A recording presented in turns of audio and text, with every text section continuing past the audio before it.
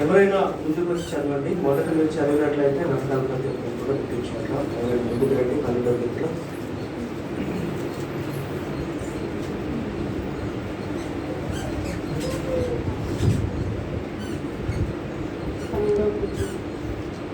యెహోవా నన్ను రక్షింపుము,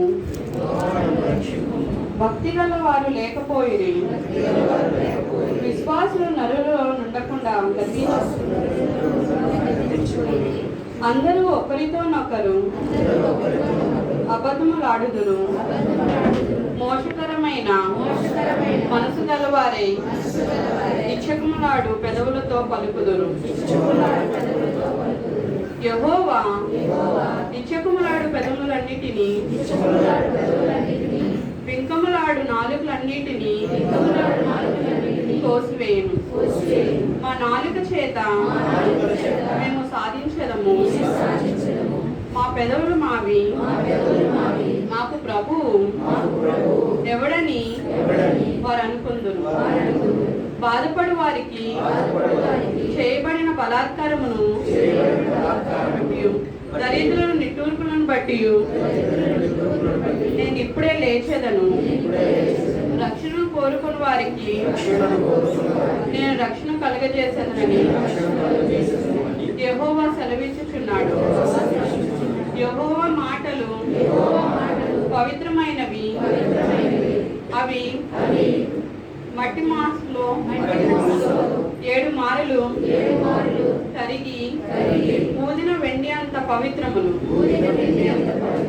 యెహోవా నీవు దరిద్రులను కాపాడెదవు, ఈ తరము వారి చేతిలో నుండి వారిని నిత్యము రక్షించెదవు. నరులలో నీతివర్తన ప్రబలమైనప్పుడు దుష్టులు దర్వీషులై నలుదిక్కులు తిరుగులాడేదరు. ప్రతి ఒక్కరూ చెప్పండి. బాధపడు వారికి చేయబడిన బలాత్కారమును బట్టి దరిద్రుల నిట్టూర్పులను బట్టి నేను ఇప్పుడే లేచెదను. రక్షణను కోరుకుని వారికి నేను రక్షణ కలుగజేసేదను అని యెహోవా సెలవిచ్చుచున్నాడు. సో ఇక కీర్తన అంతా మనం చదివినట్లయితే చూసినట్లయితే ఇందులో భక్తి లేకుండా, విశ్వాసము లేకుండా, అలాగే అబద్ధమాడువారు, మోసకరమైన మనస్సు గలవారు, ఇచ్చికములాడువారు, పింఛములాడువారు, దేవునికి వ్యతిరేకమైన పనులు చేయవారు అందరూ కూడా వాళ్ళ నోరు ఎట్టి రీతిగా దేవుడు తీసేస్తాడు, వారి యొక్క నాలుగు ఎట్టి రీతిగా దేవుడు కోసేస్తాడు అన్న విషయం ఇందులో రాయబడింది. అయినప్పటికీ బాధపడు వారికి చేయబడిన బలాత్కారం బట్టి, దరిద్రుల నిట్టూర్పులను బట్టి దేవుడు ఇప్పుడే లేచి రక్షణను కోరుకున్న వారికి ఆయన రక్షణను కలుగజేస్తాడు. మనము కూడా ఇంకా కూడా ఆయన దృష్టికి పాపులముగా, దోషులముగా, ఆ శిక్షకు పాత్రులుగా ఉంటున్నాము. అయినప్పటికీ కూడా రక్షణ మనం కోరుకున్నట్లయితే దేవుడు ఖచ్చితంగా ఈ దినాన్ని రక్షిస్తాడని వాగ్దానం ఇచ్చాడు. కొద్దిసేపు ఆరాధన చేద్దాం, ఆయనకు నామని మహిమ పొందుతాం. మన ఇంటి చేతులు పైకెత్తి కళ్ళు మూసుకొని ప్రతి ఒక్కరు కూడా హృదయపూర్వక కొద్ది నిమిషంలో దేవుని యొక్క నామాన్ని మహిమ పొందుతాం, ఆయన యొక్క నామాన్ని స్థితిద్దాం. నిజమే మనందరం కూడా పాపం చేసిన వారమే, ఆయనకి వ్యతిరేకముగా ఆయన ఎన్నిసార్లు మనకు బుద్ధి చెప్తున్నప్పటికీ కూడా తిరిగి మరలా పాపంలో పడిపోయిన వారమే. ఈ యొక్క లోకాశలతో నిండి, ఈ యొక్క శరీరాశ జీవపడంతో నిండి మనము ఎప్పుడు కూడా పాపంలో దగ్గర ఉన్న వారమే, పాపంలో బానిసలు అయిపోయిన వారమే. అయినప్పటికీ కూడా ఈరోజు దేవుడు తన వాక్యంతో మనందరితో మాట్లాడుతున్నాడు. ప్రత్యేకంగా మనందరినీ కూడా ఆయన మార్చాలని ఆశపడుతున్నాడు. ఆయన యొక్క రక్షణ మనకిచ్చి ఆయన మనల్ని రక్షించుకోవాలని ఆశపడుతున్నాడు. ఇదివరకు మనం ఎటువంటి పరిస్థితుల్లో ఉన్నప్పటికీ కూడా ఇక్కడ నుండి ఆయన తన రక్షణ ఇచ్చి మనందరినీ మార్చి మనందరి హృదయాలని తనకి ఇష్టమైన పాత్రలుగా మార్చాలని దేవుడు ఆశపడుతున్నాడు. మనం కొద్దిసేపు హృదయపూర్వకంగా ఆరాధన చేద్దాం, ఆయన యొక్క నామమును మహిమ పొందుదాం, ఆయన స్తుతిద్దాం, ఆయనకి స్తోత్రిద్దాం, స్తోత్రములు చెప్తాం, స్తుతులు చెప్తాం. యేసు అను పేరునకు రక్షకుడు అని అర్థం. ప్రతి రక్షకుడు ఈ రోజు మనందరినీ కూడా రక్షించుకోవచ్చుండగా మనల్ని మనముగా కంప్లీట్గా ఆయనకి సమర్పణ చేస్తున్నాం. ఇంతవరకు మనం చేసిన ప్రతి పాపం నుండి విముక్తి పొందుదాం, ప్రాయశ్చిత్తం పొందుదాం, దేవుని సన్నిధిలో వాటిని ఒప్పుకొని వదిలిపెడదాం. ఆయన నుండి గొప్ప కనికరములు పొందుతున్నాం, ఆదరణ పొందుతున్నాం. ప్రతి ఒక్కరు హృదయపూర్వకంగా దేవునికి నామాన్ని ఆరాధన చేద్దాం, ఆయన నామాన్ని మహిమ పొందుతాం, ఆయన నామాన్ని స్తుతిద్దాం, ఆయన కీర్తించుకొని ఆడతాం. తండ్రి యేసయ్యా, యేసయ్యా నీకు వందనములు ప్రభువా, యేసయ్యా నీకు స్తుతులు నాయనా. నీకు ఉదయకాల సమయంలో ప్రభా నీ ఎదుట ప్రభా దోషులుగా మేము నిలబడి ఉన్నాము ప్రభా. తండ్రి నీ యొక్క బలం తీసుకున్నప్పటికీ నాయనా ఎన్నెన్నో ప్రభా పాపములు మేము చేస్తున్నాం ప్రభా. అయినప్పటికీ నీ కృపను మాకు చూపించావు తండ్రి. మా తలంపులలోను మా నోటి మాటలలోను మా చూపులలోను మా వినికిడిలోను తండ్రి మా క్రియలలోను మేము చేసిన ప్రతి తప్పులను బట్టి ఈ సమయంలో ప్రాయశ్చిత్తపడుతున్నాం ప్రభా. మిమ్మల్ని సహాయం చేయండి తండ్రి. మా కొరకు ప్రభా తండ్రి ఆ గలువల సిలువలో నీ ప్రాణాలు ఇవ్వాలి ప్రభా. తండ్రి మేము చేసిన పాపములను బట్టి నీ శరీరము తండ్రి గాయపరచబడింది ప్రభా. తండ్రి మా రోడ్డులో మేము క్షమించు ప్రభా. ఈ సన్నిధానంలో మేమందరం కూడా నిన్ను స్తుతించుచున్నాం, ఆరాధన చేయించున్నాం. నీ యొక్క మహిమను మమ్మల్ని ప్రకాశించి ఈ యొక్క మహిమతో మమ్మల్ని నింపండి ప్రభా. తండ్రి మమ్మల్ని బలపరచు యేసయ్యా నీకే స్తోత్రం చెల్లిస్తున్నాం ప్రభా. నీకే వందనాలు చెల్లిస్తున్నాం ప్రభా. నిన్నే ఆరాధన చేస్తున్నాం, మహిమపరుస్తున్నాం తండ్రి. దేవా యేసయ్యా నీకు వందనములు, యేసయ్యా నీకే స్తోత్రం ప్రభా.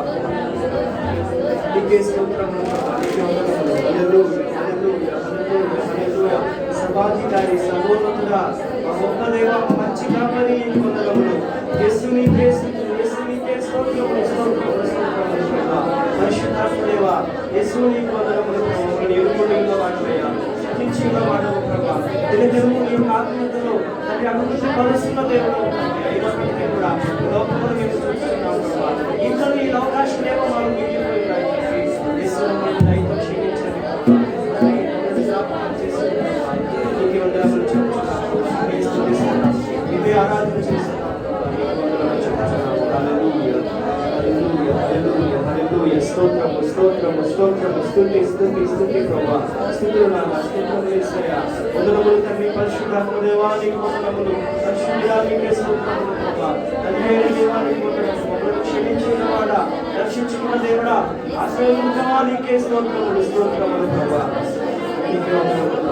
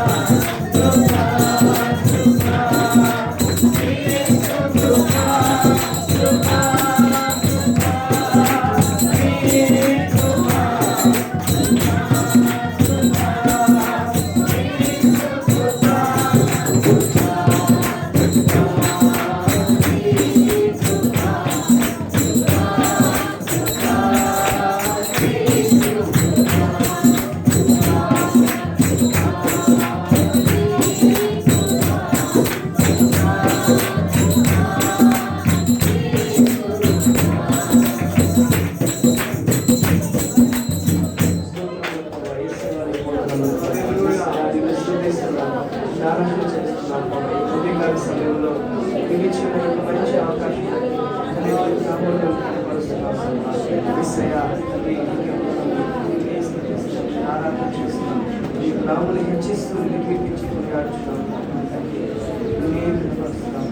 కీర్తనకారులు సెలవించిన రీతిగా తండ్రి మమ్మల్ని రక్షించు ప్రభా. తండ్రి భక్తి గలవారు లేకపోయినయ్యా తండ్రి, విశ్వాసంలో నలుగురైనా గతించిపోయినా అని చెప్పారు ప్రభా. తండ్రి ఇసే అందరూ ఒకరికొకరు అబద్ధములు ఆడుతూ మోసకరమైన మనస్సు గలవారి ఇచ్చకములు ఆడుతూ తండ్రి అటువంటి పెదవులతో పడుకుంటూ అని మాట చెప్పారు ప్రభా. అయినప్పటికీ కూడా ప్రభా రక్షణను కోరుకున్న వారికి నేను రక్షణ కలుగు చేసిందని సెలవించాలయ్యా.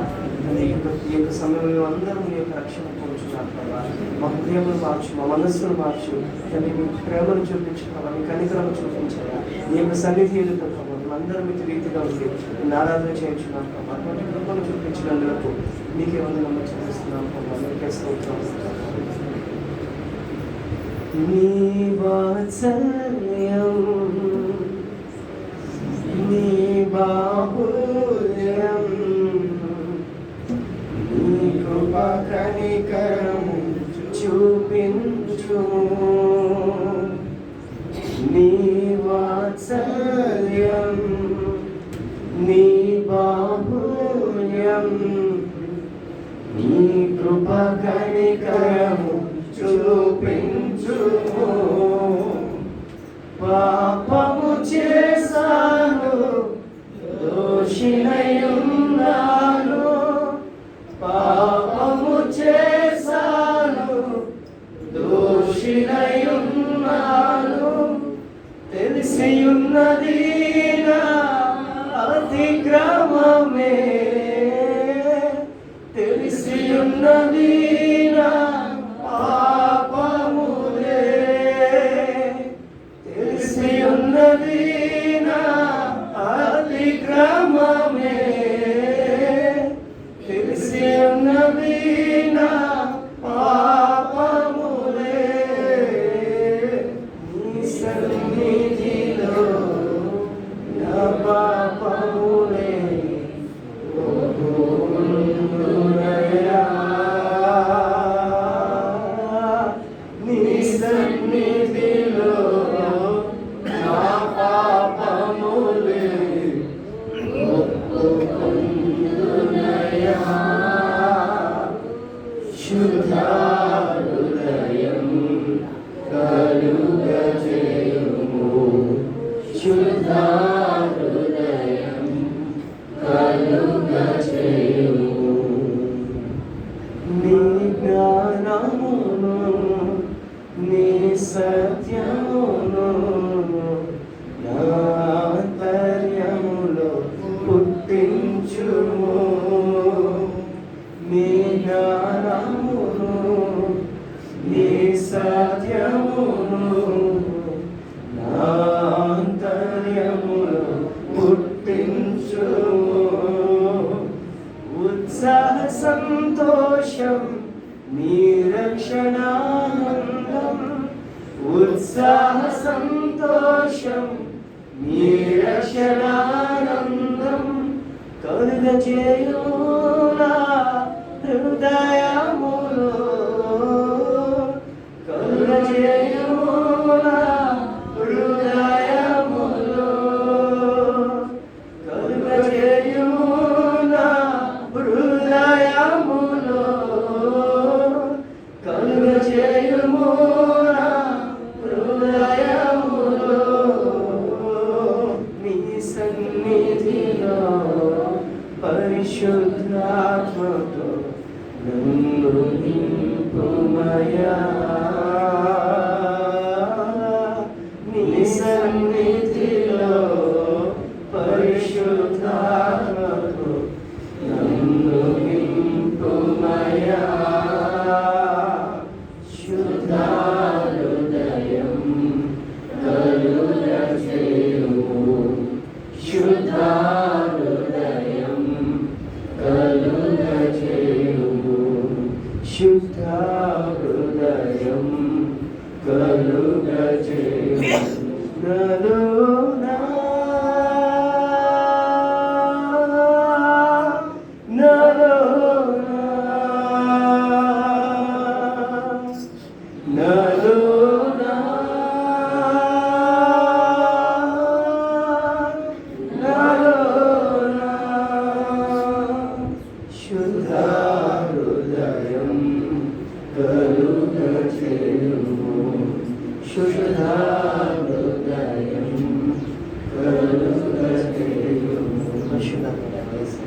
ఈ యొక్క సమయంలో మేమందరం కూడా తండ్రి పేరు పేరు వరుసన మీ యొక్క సన్నిధానంలో నిల్చుని ఆరాధన చేస్తున్నాం కదా, మీరు మహిమపరుచున్నాం కదా తండ్రి. తండ్రి మాకు రక్షణ కావాలి ప్రభా, నేను రక్షణ పొందుకున్నాను ఉన్నప్పటికీ కూడా ఇంకనూ రక్షింపబడిన వారి వల్ల మేము జీవించలేకపోతున్నాం తండ్రి. ఏదో ఒక దాని వైపు మేము ఆకర్షింపబడుతున్నాము వయసు దైవశం నుంచి ప్రభావ. ఇకనైనా నీ యొక్క పరిపూర్ణమైన ప్రేమలో నీ సంపూర్ణమైన వాక్యముతో నింపబడి నీ యొక్క రక్తంలో కడగబడిన బిడ్డల వల్ల సహాయం దయచే నీకు ఇచ్చిన ఈ యొక్క అవకాశమును బట్టి ప్రభావ మమ్మల్ని మేము సద్వినియోగం చేసుకొని సమయం ఉన్నప్పుడే మమ్మల్ని మేము మార్చుకొని నూతనపరచబడి మీ సన్నిధానంలో ఉన్నట్టు మాకు తోడే నడిపించండి, పరిశుద్ధపరచండి, మీ యొక్క ఆత్మతో నింపండి, అభిషేకంతో నింపండి. నీ కృపలు కనికరములు మీరు చూపిస్తారని నమ్మొచ్చు స్థుతిస్తే క్రీస్తు యేసు పరిశుద్ధనామములో నీకు స్తుతి ఆరాధన మీకు సమర్పించుకోవచ్చున్నాము తండ్రి. కూర్చుందాం. రాజులకు రాజువి, ప్రభులకు ప్రభువు, ప్రసన్నతకు రాజా, దేవనాన నిన్న నేడు నిరంతరము ఒకే రీతిగా ఉన్నవాడి భయ నీకు వందనములు. ఇదిగో ప్రభా ఎస్ఐ మొదట ఆరాధనలో ప్రభా నన్ను మమ్మల్ని సజీవుల రెక్కల చాటు మరుగుపరుచుకొని ప్రభా నీ సన్నిధానంలో నీ ఆరాధనలో ప్రభా మమ్మల్ని నిలిచినందుకు ప్రభా నాన్న, నేను ఆరాధించటకు నేను స్థుతించటకు ప్రభా నాన్న వేసి నీ మాటలు వినటకు ప్రభా వేస్తాయా దేవా నాన్న వేసి మాకు ఇచ్చిన నీ గొప్ప ధన్యతను బట్టి యోగ్యతను బట్టి ప్రభా దేవా నీ ప్రేమను బట్టి నాన్న వేలాది వందనాలు స్థుతులు చెల్లించుకుంటున్నాను ఏసయ్య తండ్రి. దేవా ఇదిగో ప్రభా ఏసయ్య హృదయంలో ఏదో కలత, ఏదో బాధ, ఏదో వేదన ప్రభా ఏసయ్య తండ్రి. దేవా నాన్న జీవితంలో కుటుంబాల్లో నాన్న వారి వారి తలంపులో హృదయాల్లో ప్రభా ఏసయ్య తండ్రి దేని గురించో ఆలోచన, దేని గురించో వేదన బాధను ప్రభా ఏసయ్య తండ్రి. దేవా ఏసయ్య తండ్రి అది నీకు మాత్రమే చెప్పుకోగలవు ప్రభా ఏసయ్య, మనుషులకి లోకానికి మేము చెప్పుకోలేము ప్రభా ఏసయ్య తండ్రి. నాన్న తండ్రి అది పాపమే కావచ్చు నాన్న ఏసయ్య, తొంగ యుగులో నన్ను పడి ఉండి ప్రభా లేవలేకపోవచ్చు ప్రభా ఏసయ్య తండ్రి. నాన్న అది నాన్న తండ్రి శరీరపరంగా కావచ్చు ప్రభా, నాన్న బిడ్డలో కానీ కుటుంబము నాన్న ఏసయ్య సమస్యల పరంగా కావచ్చు ప్రభా ఏసయ్య తండ్రి. దేవా హృదయాంతరాలు ఎరిగిన వాడు నీ ఒక్కడవే ప్రభా నీకు వందనములు ఏసయ్య. దేవా ఎందుకంటే నువ్వు మమ్మల్ని సృష్టించి ఉన్నావు అయ్యా దేవ, నీ రక్తమంతా మమ్మల్ని కడిగి నాన్న మమ్మల్ని కొనుక్కొని ఉన్నావయ్యా ప్రభా తండ్రి. దేవని ఆయన మేము ప్రభా నాన్న మేము నీ బిడ్డలో ప్రభా వేస్తాయ్యా తండ్రి. నాన్న మేము ఎట్టి రీతిగా నడవాలో నాన్న ఎట్టి రీతిగా నాన్న వేస్తే నీ సన్నిధానం ఎటువంటి ప్రార్థన అండి దాని ప్రవర్తన కలిగి నాన్న వేస్తే ఎటువంటి నడవడిక కలిగి ప్రభా ఎటువంటి నాన్న శుద్ధ హృదయం కలిగి నాన్న వేస్తే నువ్వు ఉండాలో ప్రభా వేస్తాయ్యా. నువ్వు మాట్లాడే దేవుడు అయ్యా నీకు వందనములు వేస్తాయ్యా తండ్రి. దేవా మీరు మాట్లాడండి అయ్యా నీకు వందనములు. నీ మాటల్లో ప్రభా తండ్రి సమస్తము కలిగి ఉన్నాయ్యా నీకు వందనములు వేస్తాయ్యా తండ్రి. ఇదిగో నాన్న తండ్రి పరిశుద్ధమైన దినము నాన్న వేస్తాయ్యా నీ దాసుని నువ్వు నిలవబెట్టుకొని నీ సిలువ చాటును మరుగుపరుచుకొని ప్రభా వేస్తాయ్యా తండ్రి. దేవా నాన్న నీవే నాన్న తను మాట్లాడమని అడుగుతున్నాం ప్రభా తండ్రి. నీ కృపతో నీ ఆత్మతో అభిషేకంతో నీ దాసుని నింపుకొని ప్రభా వేస్తాయ్యా తండ్రి. నాన్న దేవవాక్యమే ఉన్నవాడు ప్రభా తండ్రి వాక్యములో నుంచి ప్రభా వేస్తాయ్యా తండ్రి. ఈ పరిశుద్ధ గ్రంథములో నుంచి ప్రభా వేస్తాయ్యా తండ్రి. దేవా నాన్న నీవే మాట్లాడమని అడుగుతున్నాం వేస్తాయ్యా నీకు వందనములు ప్రభా తండ్రి. మాలో ఉన్న కలతని వేదన్ని బాధని తీసివేయమని అడుగుతున్నాం నీ మాట ద్వారా ప్రభా నాన్న. మాలో ఉన్న సరి చేసుకునే నాన్న మేము సరి చేసుకునేలాగా ప్రభా తండ్రి నీకు సమీపముగా నీకు దగ్గరగా నాన్న మేము ఉండేలాగా ప్రభా వేస్తాయ్యా తండ్రి. నాన్న దేవా నీ ఒక్కరే మాట్లాడమని నాన్న తండ్రి. ఇదిగో ప్రార్థన అంతటిలోనే వాక్యం అంతటో నీ పరిశుద్ధతని నీ ఆత్మిక సంచారం ఉంచబడి ప్రభా తండ్రి. దేవా నాన్న ఏ తండ్రి ప్రభా దుష్టాలు ఇక్కడ లేకుండా ప్రభా వేస్తాయ్యా తండ్రి. నాన్న దేవ వినగల చెవులు గ్రహించే హృదయంలో మాకు అందరికీ నువ్వు దయచేయమని మహిమ ఘనత ప్రభావం నీ ఒక్కరే ఆరోపించుకుంటూ యేసు పరిశుద్ధ నామములు అడిగి వేడుకొనుచున్నాను తండ్రి.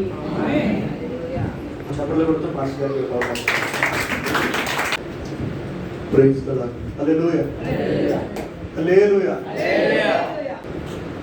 ఇప్పుడు చదివిన కీర్తనలో అందరూ ఒకరితో ఒకరు అబద్ధాలు ఆడుతున్నారు అని రాశాడు. అంటే సత్యం లేదు కదండి. ప్రపంచంలో ఎక్కడ కనబడనిది ఏంటంటే సత్యం. పేరు మాత్రం పెట్టుకుంటారు సత్యం, సత్యమూర్తి, సత్యవతి, సత్యమ్మ, సత్యనారాయణ పేర్లు. ఈ కీర్తనాకారుడు అంటాడు భక్తి గలవారు లేకపోయేది, అందరూ ఒకరితో ఒకరు అబద్ధాలు ఆడుతున్నారు, ఇచ్చకములు ఆడు పెదవులు.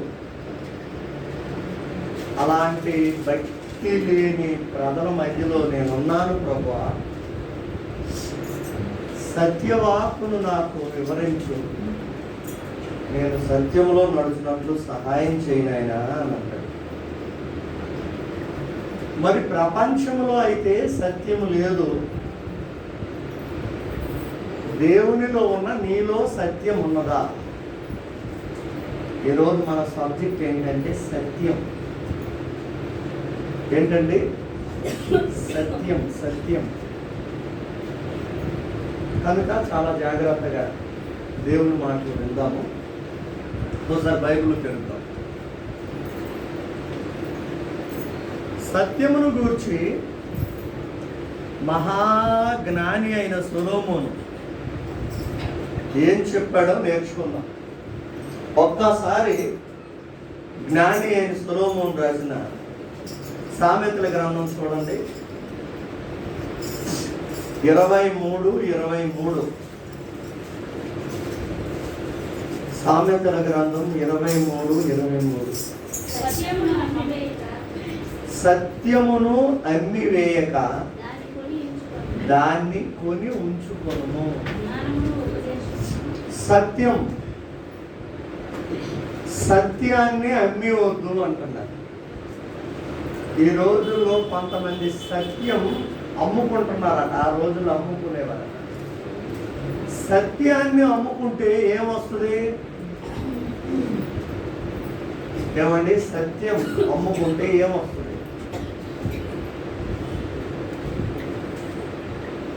మీరు ఎప్పుడైనా సత్యాన్ని అమ్మేశారా? ఏమండి? సత్యాన్ని ఎప్పుడైనా అమ్మారా? ఎంతకు అమ్మారు?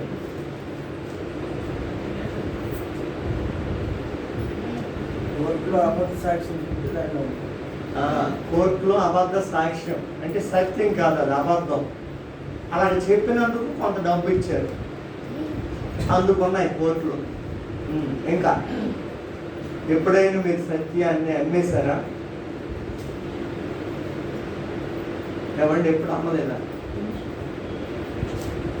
మమ్మీ వాళ్ళతో ఫీజు 2000 అనుకో, 2560 రూపాయలు మమ్మీ డాడీ అంటారు. అది అబద్ధం. అంటే ఇంకొక 560 రూపాయలు ఎక్స్ట్రా కూరి సత్యాన్ని అమ్మేసినట్టు. అంటే నువ్వు అబద్ధికుడు అయిపోయావు.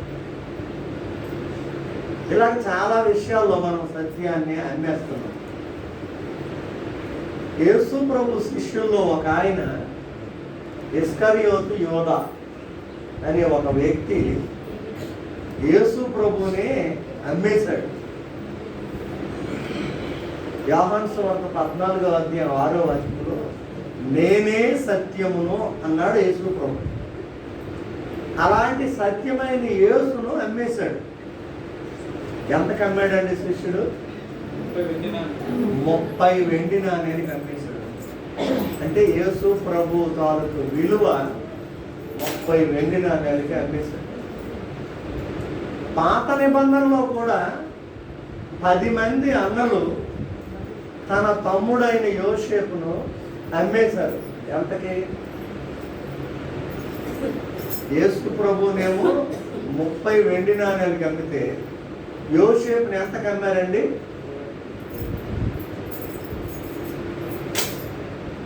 యోసేపుని ఎంతకు అమ్మారు?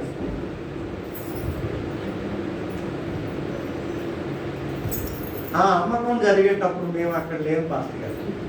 ఖచ్చితంగా చెప్పేవాళ్ళం, మేము కొత్త నిబంధన వదిలే కానీ పాత నిబంధన 37:28. ఒకసారి చప్పట్లు కొట్టండి అందరూ. క్రాంతికి పుష్పకి, క్రాంతి ముందు తీసినాడు, పుష్ప వినేలాగా. వెరీ గుడ్, మంచిది.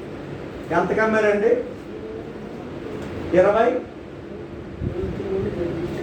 20 తులముల వెండి. వెండి తులం ఎంత అండి ఇప్పుడు? ఇదిగో ఈ బాబు అందులో పని చేస్తున్నాడు. ఎంత ఉంది? 811 రూపాయలు అండి తులము. అయితే 20 తులాలు ఎంత అండి? 16,000 అంతే. చూడండి, ఆ మాత్రం ఈ రోజుల్లో 16,220 రూపాయలు అంట. ఆ రోజుల్లో 100 కూడా ఉండదు దాని రేటు. సొంత తమ్ముడిని ఆ మాత్రం అమ్మేశారండి.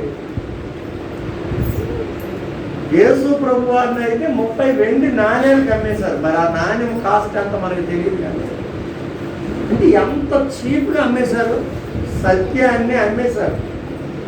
ఈ రోజుల్లో కూడా ఎక్కడ చూసినా సత్యము అమ్మబడుతుంది, అబద్ధమే ప్రథమ స్థానంలోకి వచ్చేసింది. ఎక్కడ చూసినా అసత్యమే, ఎక్కడ చూసినా అబద్ధమే, ఎక్కడ చూసినా అన్యాయమే, ఎక్కడ చూసినా అధర్మమే ఏలుబడి చేస్తున్నాయి ప్రపంచాన్ని. అయితే ప్రపంచం అంతా ఎలా ఉండని నేను దేవుని బిడ్డను అని చెప్పి దేవుని పేరు పెట్టుకున్న నీలో సత్యం ఉండాలి. నీలో సత్యం ఉందా? ఈరోజు క్వశ్చన్.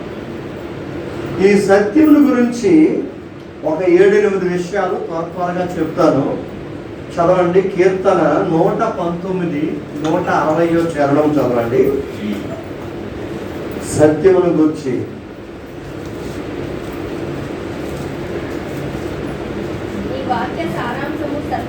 నీ వాక్య సారాంశమే సత్యం. చాలండి. ఏది సత్యము అంటే దేవుని యొక్క వాక్యము, వాక్యము యొక్క సారాంశమే సత్యం. ఏదో ఒక కథ చెప్పినప్పుడు కథ తాలూకు సారాంశం చెప్తారు. ఏదో ఒక విషయం అంతా చెప్పి దీని సారాంశం ఏమర్థమైందో తెలుసా అని అడుగుతారు. అర్థమైంది? దేవుని యొక్క వాక్యం తాలూకు సారాంశం మొత్తం వడబోస్తే ఫైనల్గా తేలింది ఏంటంటే సత్యము. అంటే దేవుడు సత్యం. సత్యం బ్రహ్మ అంటారు. సత్యమే బ్రహ్మ, బ్రహ్మే సత్యం. అందుకే మనం ఆ బ్రహ్మని నమస్కారం చేస్తున్నాం. మీరందరూ ఎవరి దగ్గరికి వచ్చారు? బ్రహ్మ దగ్గరికి వచ్చారు. అదే పాస్ గారు మనం బ్రహ్మను మొక్కుతున్నాం అంటే అవును. బ్రహ్మ అంటే 4 తలకాయలు గలవాడు అని అర్థం. బ్రహ్మకి తలకాయలు ఏంటండి? మీరు ఎప్పుడైనా చూసారా? 3 కనబడతాయి మనకి. ఇటు కనబడుతుంది, ఇది కనబడుతుంది, ఇది కనబడుతుంది. మరి ఎవరికల్లా కనబడదు. పాప ఆయన పడుకున్నప్పుడు ఆ ముక్కు ఎంత చెప్పి అయిపోయిందో నాకు తెలియదు, కానీ ఎటైనా పడుకుంటాడు. అంటే దాని అర్థం 4 దిక్కులు ఒకేసారి చూడగలిగిన వాడు బ్రహ్మ అని అర్థం. నేను ఈ ముందుకు చూస్తే అపర్ణ కనబడుతుంది, వెనకాల ఏముందో తెలియదు, ఇటు సైడ్ ఏమవుతుందో తెలియదు, ఇటు సైడ్ నాకు తెలియదు. ఒకటే చూడగలం. 4 దిక్కులను ఒకేసారి చూడగలిగిన వ్యక్తినే బ్రహ్మ అంటారు. తూర్పు, పడమర, ఉత్తర, దక్షిణ 4 దిక్కులు ఒకేసారి చూడగలడు.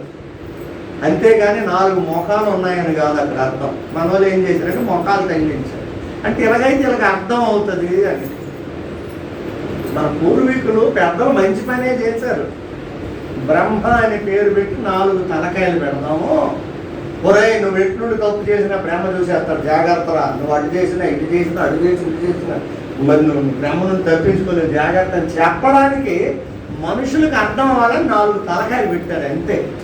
4 దిక్కులు ఒకేసారి చూడగలిగిన వాడు బ్రహ్మ. సత్యం బ్రహ్మ అన్నారు. ఆ బ్రహ్మే సత్యము, ఆ సత్యమే యేసు. నేనే సత్యమును అన్నాడు. ఒరిజినల్ బ్రహ్మ అంటే ఆయన యొక్క వాక్యము, వాక్యం యొక్క సారాంశమే సత్యం. హల్లెలూయా. ఏది సత్యము? దేవుని వాక్య సారాంశమే సత్యం. కొన్ని పళ్ళు పెట్టి ఆ యొక్క మిక్సీలో పెట్టి మొత్తం జ్యూస్ తీస్తారు కదా, అప్పుడు ఒక టేస్ట్ వస్తుంది. అలాగే బైబిల్ మొత్తం వడపోసి సారాంశాన్ని తీస్తే ఏమవుతుందట? సత్యం. మరి దేవుని వాక్యము సారాంశం సత్యమైనప్పుడు, దేవుడే సత్యమైనప్పుడు దేవుని నమ్ముకున్న నువ్వెలా ఉండాలి? సత్యంగానే ఉండాలి కదా. మరి ఎందుకు అసత్యం ఆడుతావు? ఎందుకంటే అసత్యం ఆడుతావు? చిన్ననాటి నుండి ఇంచుమించు 18 సంవత్సరాలకు నేను చూసిన డ్రామాల్లో ఒక ఆయన అసత్యం ఆడనివాడు, ఒక ఆయన్ని నేను చూసిన డ్రామాల్లో. ఏమంటారో తెలుసా ఆయన పేరు? సత్య హరిశ్చంద్ర. ఆయన పేరు హరిశ్చంద్రుడు. కానీ సత్యవంతుడు కనుక ఆ బిరుదు ముందు పెట్టారు. మహాత్మా గాంధీ అంటారు. ఆయన పేరు గాంధీ, వాళ్ళ ఇంటి పేరు అది గాంధీ. మహాత్ముడు అని ఎందుకు ముందు పెట్టారు? ఆయన మహాత్ముడు చేసే గొప్ప కార్యం చేశాడు కాబట్టి. జాతి పిత బాపూజీ అంటారు. జాతికి పిత ఆయన ఎందుకు అయ్యాడు? ఎవరు చేయలేని గొప్ప కార్యం చేశాడు కాబట్టి. అలాగే ఈ హరిశ్చంద్రుడు అనే వ్యక్తి సత్యాన్ని అనుసరించాడని అప్పటికి ప్రపంచ చరిత్రలో ఎవరు కూడా అలా లేదు కదా, ఆయనకి ఆ ముద్ర వేశారు, సత్య హరిశ్చంద్రుడు. అద్భుతం కదా. ఈ మాట చెప్పేసరికి కొంతమంది కాటి సీన్లు వారణాసులు అన్నీ గుర్తొస్తున్నాయేమో. చాలా సంతోషం. కనుక నీ వాక్య సారాంశము సత్యము. ఆయన సత్యము, సత్యవంతుడు. అందుకే నిన్ను నన్ను కూడా సత్యముగా ఉండాలని కోరుతున్నాడు. ఎట్టి పరిస్థితుల్లో అసత్యం ఆడకూడదు, సత్యముగా ఉండు. సత్యముగా ఉండడం కష్టమే, కానీ సత్యముగానే ఉండు. ఒకటి. రెండవదిగా చూడండి, యోధ పత్రిక 3వ వాక్యం చదవండి. యోధ పత్రిక ప్రకటన ముందు ఉంటుంది, ఒకే ఒక్క అధ్యాయం 3వ వచనం చదవండి. మనకందరికీ కలిగే రక్షణ గురించి మీకు రాయవలసిన విశేషాశక్తి గలవాడిని ప్రయత్నపడుచుండగా పరిశుద్ధులకు ఒక్కసారి అప్పగింపబడిన బోధ నిమిత్తము మీరు పోరాడవాలని మీరు వేడుకొచ్చు మీకు రాయవలసి వచ్చింది. రైట్. సత్యమైన బోధ విషయమై పోరాడాలంటండి. ఇక్కడ యోధ అంటాడు సత్యమైన బోధ. ఏ బోధ పడితే ఆ బోధ వినకూడదు. బోల్డెన్ని బోధలు ఉన్నాయి ప్రపంచంలో. యోహాను సువార్త 3వ అధ్యాయంలో నికోదేము అనే ఒక పరిసయ్యుడు వచ్చి, బోధకుడా నీవు దేవుని యొద్ద నుండి వచ్చిన బోధకుడు అని మేము ఎరుగుదుము అన్నాడు. అంటే యేసు ప్రభువారు దేవుని యొద్ద నుండి వచ్చిన బోధకుడు. మరి ఈయనెవరు? ఈయన కూడా బోధకుడే. అంటే ఈ లోకంలో బోలెడైన బోధలు ఉన్నాయండి. ఒక ఊరిలో నేను వాక్యం బోధిస్తుంటే ఒక చాకలి ఒక ఆయన వచ్చి, వేదాంతం బాగా బోధిస్తున్నారు సార్, మరి గోదాంతం తీరుతుందా అని అడిగాడు. అంటే దాని అర్థం ఏంటి?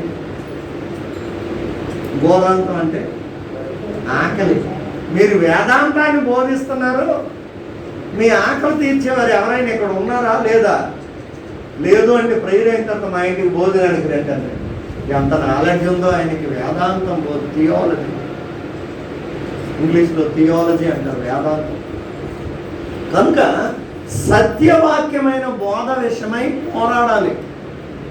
ఏ బోధలోనే అసత్యం ఉంటే దాన్ని ఖండించాలి.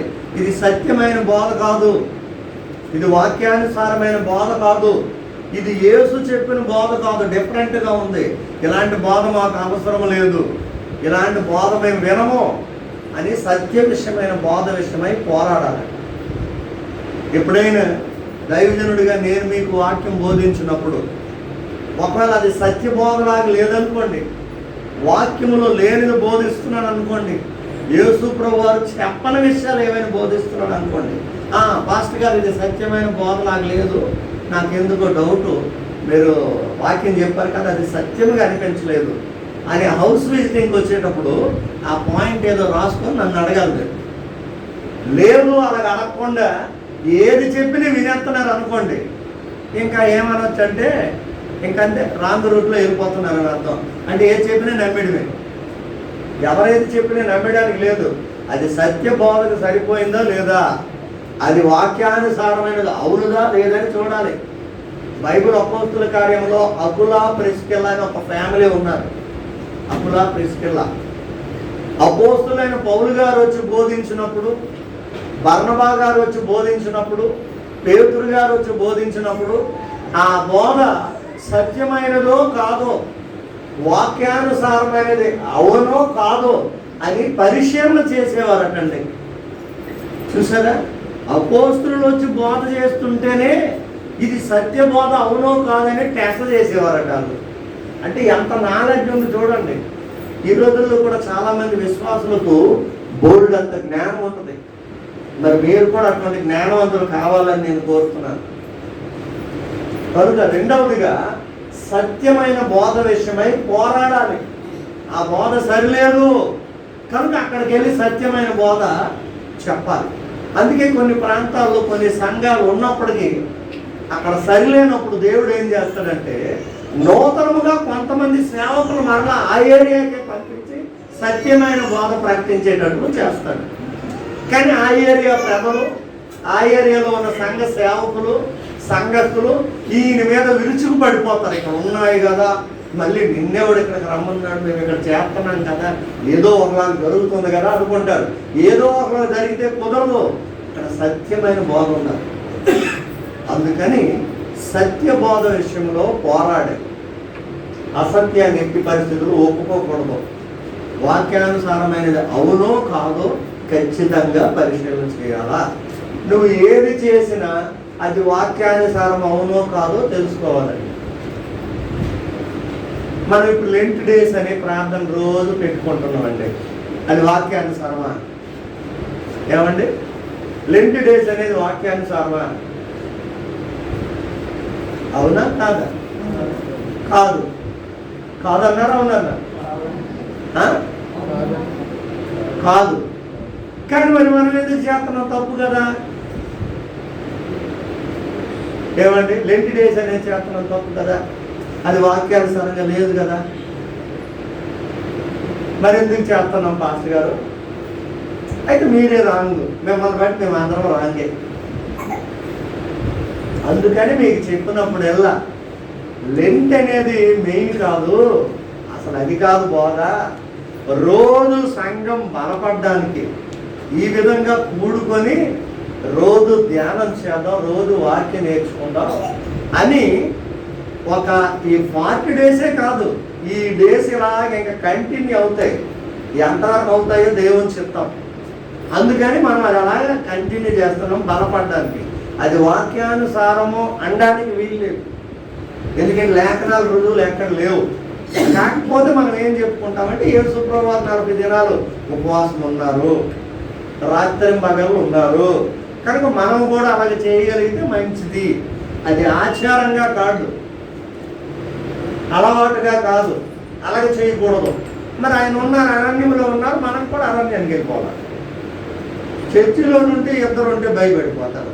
ఒక్కరు వచ్చి చర్చిలో ప్రార్థన చేసినప్పుడు ఏ శబ్దం అయితే అమ్మో, అందుకని కింద ఇంట్లో కూర్చుంటారు. ఎవరైనా వచ్చే వరకు, బెదరు వచ్చే వరకు, చేస్తూ వచ్చే వరకు. ఆయన ఏకంగా అరణ్యంలోనే ఉన్నారు. కనుక ఆచారము, అలవాట్లు, సాంప్రదాయం అనేదాకా చేయకూడదు. దేవుని వాక్యం ఎప్పుడు కూడా అది సత్యవాక్యం. దేవుల్లో బలపడడానికి దినదినము కూడుకోవడం వలన, ఒకరికొకరు ప్రోత్సహించుకోవడం వలన ఆత్మీయంగా కొంచెం లాభం చేకూరుతుందని దేవుని వాక్యం ఉంది. దైవభక్తి గొప్ప లాభ సాధకమై ఉన్నది అని ఉంది.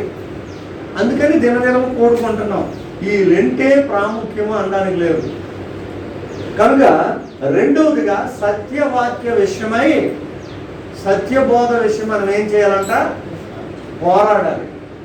మూడవ విషయం చదవండి, కీర్తనలు 40:10. సత్యమును గురించి మనం చేయవలసింది ఏంటో. 40వ కీర్తన 10వ చరణం చదవండి. నీ నీతిని నా హృదయంలో ఉంచుకొని నేను ఊరుకుండలేదు. నీ సత్యమును నీ రక్షణను నేను వెల్లడి చేసి ఉన్నాను.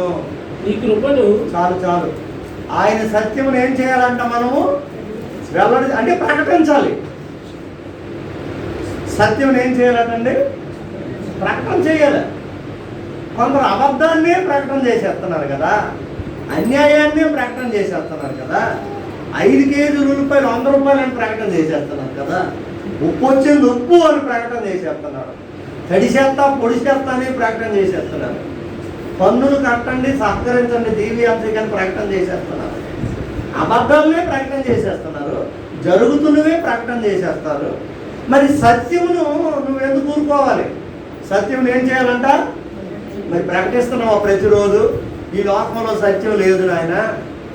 పేర్లు సత్యం ఉండొచ్చు కానీ నిజమైన సత్యం ఈ లోకం లేదు. నిజమైన సత్యం దేవుడే.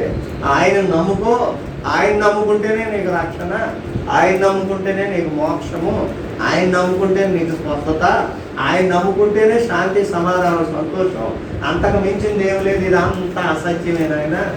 ఎవరో సత్యవంతులు కాదు. పెళ్లి ప్రమాణాలు చేసేస్తారు, మరణం తప్ప మనల్ని ఏది విడదీయకూడదని పెళ్లిలో చేస్తారు. కరోనా వచ్చిందంటే భర్తను ముట్టదు, భార్యను ముట్టడు. మరి ప్రమాణం ఏమైపోయింది? తల్లిదండ్రులకు లోబడి ఉందము. భారతదేశం నా మాతృభూమి, భారతీయులందరూ నా సహోదరులని 1వ క్లాసులోనే స్కూల్లో చెప్తారు. మరి సహోదరులు అన్నప్పుడు 7వ క్లాస్కి వచ్చినప్పుడు నుండి ఒక అమ్మాయికి 5వ ఏళ్ళ లెటర్ ఎందుకు రాస్తాడు? ఇదంతా అసత్యమేనైనా ఇది సత్యం కాదు. సత్యమైన వాడు దేవుడు, ఆయనే శాశ్వతమైన వాడు, ఆయనే నిజమైన వాడు అని ఆ సత్యమును గురించి ప్రకటించాలి. రోజు ప్రకటించాలి. డ్యూటీలో ఉంటే డ్యూటీలో ప్రకటించు. వ్యాపారం చేస్తే నీ పక్కన ఉన్న వ్యాపారస్తుడికి ప్రకటన చేయి. ఏమండి, స్కూల్కి వెళ్తే స్కూల్లో నీ పక్కన ఉన్న సహోదరికి చెప్పు, బ్రదర్కి చెప్పు. ఇంట్లో ఖాళీగా ఉండి ముసలామ్మ ముచ్చట్లు ఆడుకోవడం కాదు. ఆ పొరుగింటి వారు నీ దగ్గరకు వచ్చినా నువ్వు వెళ్ళినా 2 సత్యంతో కొన్ని మాటలు 2 చెప్పు. ఎందుకంటే సత్యమును ప్రకటించాలి. నేను ఊరుకోలేదు. సత్యమును గూర్చి, కృపను గూర్చి, నీతిని గూర్చి, న్యాయమును గూర్చి నేను ప్రకటిస్తున్నాను అంటున్నాడు దావీదు. మరి నువ్వేం చేస్తున్నావు? ప్రతిరోజు సత్యమును గురించి ప్రకటించాలి. ఎందుకంటే లోకంలో సత్యం లేదు కాబట్టి. ఏది లేదో, ఏది కావాలని మనుషుడు కోరుకుంటున్నాడో దాన్ని ప్రకటించాలి. సుఖం లేదండి, నలుగురు పని చేస్తున్నాం కానీ మాకు సుఖం లేదండి అంటే వాళ్ళకేం లేదు. 5గురు కష్టపడుతున్నాం కానీ పైసా మిగలకుంటుందండి అంటే మిగులు లేదు. 2 మాత్రలు వాడుతున్నాను కానీ ఆరోగ్యం లేదండి అంటే ఆరోగ్యం లేదు. ఏదైతే వాడికి లేదో కనిపెట్టి ఆ లేనిది ఈ ఉన్నవాడిని గురించి ప్రకటన చేయి. హల్లెలూయా. నీకు శాంతి లేదు కదమ్మా, పేరు మాత్రం శాంతే. శాంతి లేదు కదా. నిజమైన శాంతి కావాలంటే ప్రభువును నమ్ముకోవాలమ్మా. ఆయనలో శాంతి. ఆయన శాంతి ఎలాగిస్తాడో, ఎవరెవరికి ఇచ్చాడో, నీకెలాగిచ్చాడో వాళ్ళకి తెలియజేయాలి. అర్థమైందా? చాలా ఈజీ అండి సువార్త ప్రకటన చేయడం. చాలా సులువు.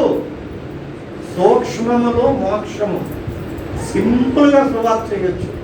మాటలు కలుపుతూ సువార్త చేయొచ్చు. నీ ప్రక్కన ట్రైన్లోనూ బస్సులోనూ అయితే నీ ప్రక్కన కూర్చుని సీట్లో ఉన్నవాడికి కూడా సువార్త ఈజీగా చేయొచ్చు. ఎంత గొప్పవాడికైనా చేయొచ్చు, ఎంత తక్కువడికైనా చేయొచ్చు. కృపారావు గారు అని ఒక ఆయన ఉన్నాడు, నాకు తెలిసిన పాస్టర్ గారు, విజయవాడ ఈ చివరిలో బస్సు ఎక్కుతాడు. ఆయన పాస్ తీసుకొని చివరిలో బస్సు ఎక్కి ఊరికే ఫోన్ చేసినట్టు నటిస్తాడు. హలో, ప్రైజ్ లాట్ బాగున్నారా? ఏంటండి ఇంకా మీకు సత్యం అర్థం కాలేదా? దేవుని వాక్యం ఏం చెప్తుంది? నీ వాక్యమే సత్యం, అది మీరు వినలేదా?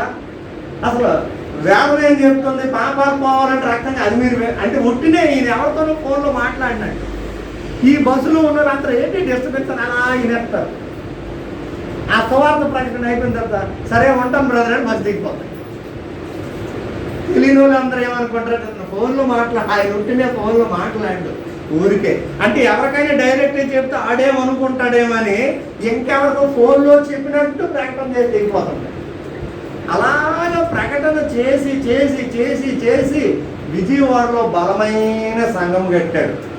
ఆయన ఇచ్చిన కొటేషనే ఆ ఆస్తుల సంపాదన కన్నా ఆత్మల సంపాదన మిన్న అనే కొటేషన్ ఆయన ఇచ్చింది. హల్లెలూయా. సార్ నేను PCSI మీటింగ్కి వెళ్తే అక్కడికి వచ్చాడు, ఆయన కూడా చెప్పాడు. చాలా మంది అండి ఈ విధంగా సువార్త ప్రకటించే వాళ్ళు ఉన్నారు. కొంతమంది ఒక్కరే ఇలా శంకలో మెగాఫోన్ పెట్టుకుని వాళ్ళు ఒక్కరు ప్రకటన చేసుకుని వెళ్ళిపోతారు. ఈ మధ్యలో యూట్యూబ్లో చూసారా, ఎక్కువ మంది స్త్రీలే, ఒక్కొక్క స్త్రీయే మెగాఫోన్ ఎలా పెట్టుకొని ఒకరు అలా సువార్త చేసుకుంటున్నారు అంతే. కొంతమంది వాళ్ళు ఉన్న ఆ మేడ పైకి ఎక్కేసి ఆ మేడ మీద ఉన్న ఒక్కరు అక్కడికక్కడ తిరుక్కొని సువార్త చేసుకుంటున్నారు. కొంతమంది ఒక సహోదరుడు ఒక ఏరియాలో మీరు చూసుకుంటారు, సువార్త చేస్తుంటే ఇంకొక అతను వచ్చి చిరగొడేస్తున్నాడు. కర్ర ఇరిగిపోయిందండి, ఎదురు కర్ర మొక్కలు అయిపోయింది. అయినా ఈయన ప్రకటన చేయడం మానలే. దెబ్బలు కాసి కాసి కాసి ఆయన కొడుతుంటే అబ్బా బాబు అనడం లేదు, జీజస్ జీజస్ అని మొత్తానికి సువార్త ప్రకటన చేసి చేసి చేసి ఊరంతా తిరిగి సువార్త చేసి సువార్తను ప్రకటించు. ఏవేవో మాటలు చెప్తావు కదా, అపోలోలో బాగా చూస్తున్నారండి, చెప్తావు కదా. కేజీహెచ్లో ఈ మధ్యన మంచి డాక్టర్ వచ్చాడండి, చెప్తావు కదా. కాబట్టి చెప్తారు లేదా. అలాగే ఏదైనా హోటల్ కొత్తగా స్టార్ట్ చేస్తే ఉల్లి దోశ సూపర్ అండి, అబ్బా చెప్తాం కదా. ఏమండి ఏదైనా చెప్తారు లేదా. మల్లిక ప్రతిరోజు మార్నింగ్ నాకు కాఫీ తెస్తుందండి, మంచి స్ట్రాంగ్ సూపర్ అండి, చెప్తారో లేదా. మార్నింగ్ ప్రేయర్కి వచ్చేటప్పుడు ఒక్కొక్కరు ఏవేవో టీలు తెస్తున్నారు, రకరకాలు, చాలా బాగుందని చెప్తున్నారు కదా. మరి ఇది ఎలా చెప్తున్నారో మరి సువార్త చెప్పండి. గంటలు ఏం చెప్పక్కర్లే, కొద్ది నిమిషాలు అయిన రోజుకి ఒక్కరిగా ఏం చెప్పండి. అందుకే ఈ యోగా మనకి ఏమని బోధించాడంటే సత్యమును ఖచ్చితంగా ప్రకటించాలన్నాడు. ప్రతి ఒక్కరూ సత్యాన్ని ప్రకటించండి. కొంతమంది యేసుప్రభువును నమ్ముకున్నట్టు ఉంటారు, కానీ నలుగురింట్లో నమ్మారనుకోండి, ముగ్గురికి సరిగ్గా సత్యం తెలియదు. వాళ్ళకు కూడా ప్రకటన చేయాలి, వాళ్ళకు కూడా సువార్త అవసరం. ఇక 4వ విషయంలోకి వచ్చినట్లయితే యోహాను పత్రిక 2వ పత్రిక 2వ వాక్యం చదవండి. యోహాను 2వ పత్రిక, యోగా యువతలే ఉంటది. నేను మాత్రమే కాక సత్యము ఎరిగిన వారందరూ మనలో నిలుచుచున్న మనతో ఎల్లప్పుడూ ఉండు సత్యము బట్టి మిమ్మల్ని నిజంగా ప్రేమించుచున్నాము. 2వ వచ్చినవేనా? ఇంకా మరి కొంచెం. సత్య ప్రేమలు మన ఎందు ఉండగా తండ్రి అయిన దేవుని యొద్ద నుండి తండ్రి యొక్క కుమారుడకు యేసుక్రీస్తు యొద్ద నుండి కృపయు కనికరమును సమాధానమును మనకు తోడగును. 4 తండ్రి వలన మనము ఆజ్ఞ పొందిన ప్రకారము నీ పిల్లలలో కొందరిని సత్యమును అనుసరించి నడుచుకున్నట్లు కనుగొని బహుగా సంతోషిస్తున్నాను. రైట్.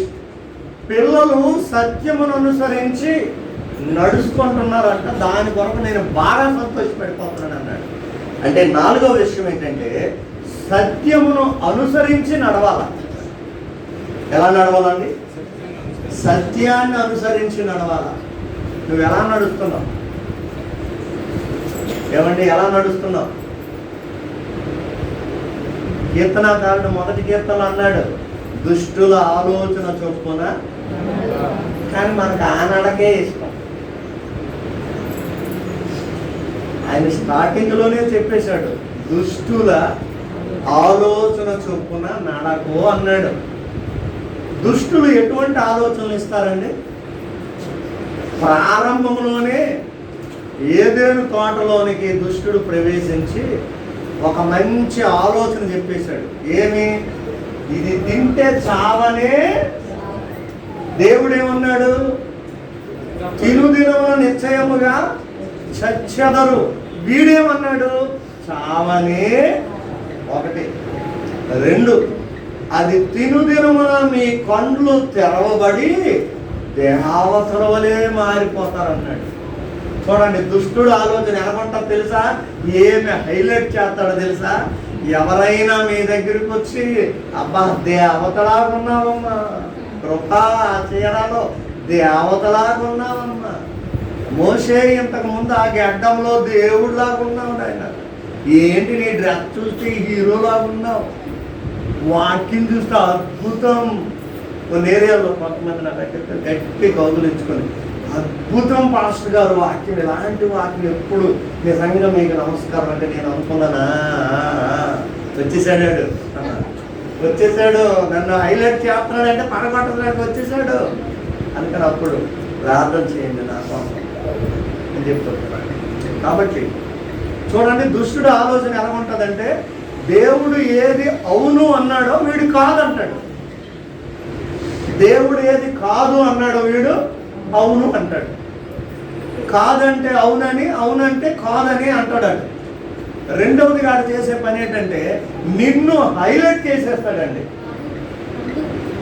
అది తినుదినమునని కన్నులు తెరవబడతాయమ్మా. కన్నులు ఎప్పుడు తెరవబడ్డాయో నీవు దేవతల వలె మారిపోతారనేసరికి అబ్బాయి ఎక్కడ లేని వంపులు సొంపులు తిరిగేస్తుంది ఈవిడ. దేవతలాగా మారిపోతున్నాడు, దేవతలాగా మారిపోతున్నాడు, దేవతల. అసలు అంతకుముందు దేవతలు ఏమైనా ఉన్నారండి? వాళ్ళకి తెలుసా దేవతలు ఏంటి? ఆదాము వాళ్ళకి దేవతలు తెలుసా? చెప్పండి, అంతకుముందు ఏమైనా స్టోరీ ఉందా ఆయన కళ్ళలో? మరి అసలు దేవతలు అంటే ఏంటో తెలీదు, వాళ్ళు ఎలాగుంటారో తెలీదు. అంటే తెలియని దానికోసం జనాలు పడి చచ్చిపోతారు. అందులో ఏదో ఏదో ఏదో ఉంది, తెలియదు కానీ ఏదో ఉందనేసరికి మాత్రం వెళ్ళి వేలు పడిపోతారు. అలాగే వీళ్ళని హైలైట్ చేసి దుష్ట ఆలోచన ఇచ్చి ఏం చేశాడంటే వాళ్ళని సైడ్ ట్రాక్లో కట్టించేసాడు. అందుకే కొరింథీ పత్రికలో కూడా పౌలు అంటాడు, దుష్ట సాంగత్యము మంచి నడవడిని చెరుపును. నీ మంచి నడవడి చెరిగిపోతుంది అంటే, నీ క్యారెక్టర్ పాడైపోతుంది అంటే, ఎవరిని బట్టి పాడవుతుందో వాళ్ళు పాడు స్నేహితులు. మన వేకుజాముల అభిషేక్ చెప్పాడు కదా, వాళ్ళు పాడు స్నేహితులు. నీవు పాడైపోతున్నప్పుడు ఎవరైతే నీకు గద్దించి బుద్ధి చెప్తున్నారో వాళ్ళు మంచి స్నేహితులు, నిజమైన స్నేహితులు. నువ్వు పాడైపోతుంటే పర్వాలేదులే అని ఎవరైతే నీ యొక్క పాడును కోరుకుంటున్నారో వాళ్ళు నీ నాశనాన్ని కోరుతున్నారని అర్థం. జాగ్రత్త. అందుకని సత్యమును అనుసరించి నడవాలండి. దుష్టుల ఆలోచన చొప్పున నడకూడదు, సత్యమును అనుసరించి నడవాలి. అందుకే మీరు ఎవరికి చెప్పినా సత్యమే చెప్పండి, సత్యాన్ని అనుసరించి నడవమని, అసత్యములో వద్దు. మీకు చెప్పాను కదా, ఒక సండే స్కూల్ బాబు సత్యము చెప్పడం వలన దొంగలను మార్చేశాడు. సండే స్కూల్లో చెప్పేదట సండే స్కూల్ టీచర్, ఎప్పుడు కూడా సత్యమే మాట్లాడాలి, నీ జీవితంలో ఎప్పుడూ అబద్ధం ఆడకూడదు అని. ఒక్కసారి వాళ్ళ అమ్మగారు వాళ్ళ పిన్ని గారికి బంగారు నెక్లెస్ పంపించిందట. ఎలా పంపించాలని ప్లాన్ చేసి చిన్నపిల్లలు కూడా పడేస్తాడేటని, ఈ కాలర్ మడుతుందండి, ఉందా? పురుషులందరూ ఒకసారి కాలర్ చూడండి, మడుతుంది కదా కదా, ఆ లోపల పెట్టి ఇక్కడ కుట్టేసిందట, చేతి కుట్టు ఇలాగ. అంటే అది పెట్టుకోకుండా నువ్వు వెళ్ళి పిన్ని వాళ్ళ ఇంటికి వెళ్ళి షర్ట్ ఇప్పు, ఈ కాలర్ ఈ దారం తీసేస్తే నెక్లెస్ వస్తుంది, ఇచ్చేసి వచ్చిందంటే అలాగే బయలుదేరి. సండే స్కూల్ అయిపోయింది. సండే స్కూల్ టీచర్ చెప్పేశారు, ఎప్పుడు సత్యమే మాట్లాడాలి, జాగ్రత్త, సత్యమే బ్రతికిస్తుంది. అది పల్లెటూరు, ఒక చిన్న తోట దాటాలంట. ఎవరి మాట కానీ వెళ్ళిపోయి వీడు ఒక్కడే సండే స్కూల్ పాట పాడుకోని వెళ్ళిపోతుండే. తోట మీద దొంగలు పట్టుకున్నారు ఒక ఇద్దరు ముందు. ఆయన ఏమంకులు ఎందుకు ఆగమంటున్నారు అని, ఉండరా అని జేబులు అవన్నీ తనిఖీ చేస్తున్నారు. ఏంటంకులు ఏమి ఎదుగుతున్నారు, మీరు ఎవరంటే మేము దొంగోళ్ళు అంటే, ఓహో దొంగోళ్ళు అంటే మీరే అనుకుంటారా, మీకు ఏం కావాలి, మీ దగ్గర డబ్బు కానీ బంగారం అయితే ఇక్కడ లేదు అంకుల్, ఇదిగో ఇక్కడ ఉంది, మా మమ్మీ ఇక్కడ పెట్టింది, మా పిన్నికి ఇమ్మని చెప్పింది, ఇదిగోండి ఇక్కడ ఉంది తీయండి. అందులో ఒక దొంగోడంట, వీడు ఎంత చిన్న బచ్చేగాడు, ఈడేటి ఎంత నిజం చెప్పేస్తుంది. ఏమైనా ఎక్కడ నేర్చుకున్నావు అంటే, నేను యేసు ప్రభువుని నమ్ముకున్నాను, మా సండే స్కూల్ టీచర్ నాకు ఇలా చెప్పారు, ఎప్పుడు కూడా అసత్యం ఆడకూడదని, నేను సత్యమే చెప్తున్నాను. అసలు ఇదిగోండి మీరు దొంగలు కదా, ఇక్కడ ఉంది తీసేయండి అని చెప్తే, అందులో పెద్ద దొంగ అక్కడో వాడు హృదయం ముందు మారిపోయిందట.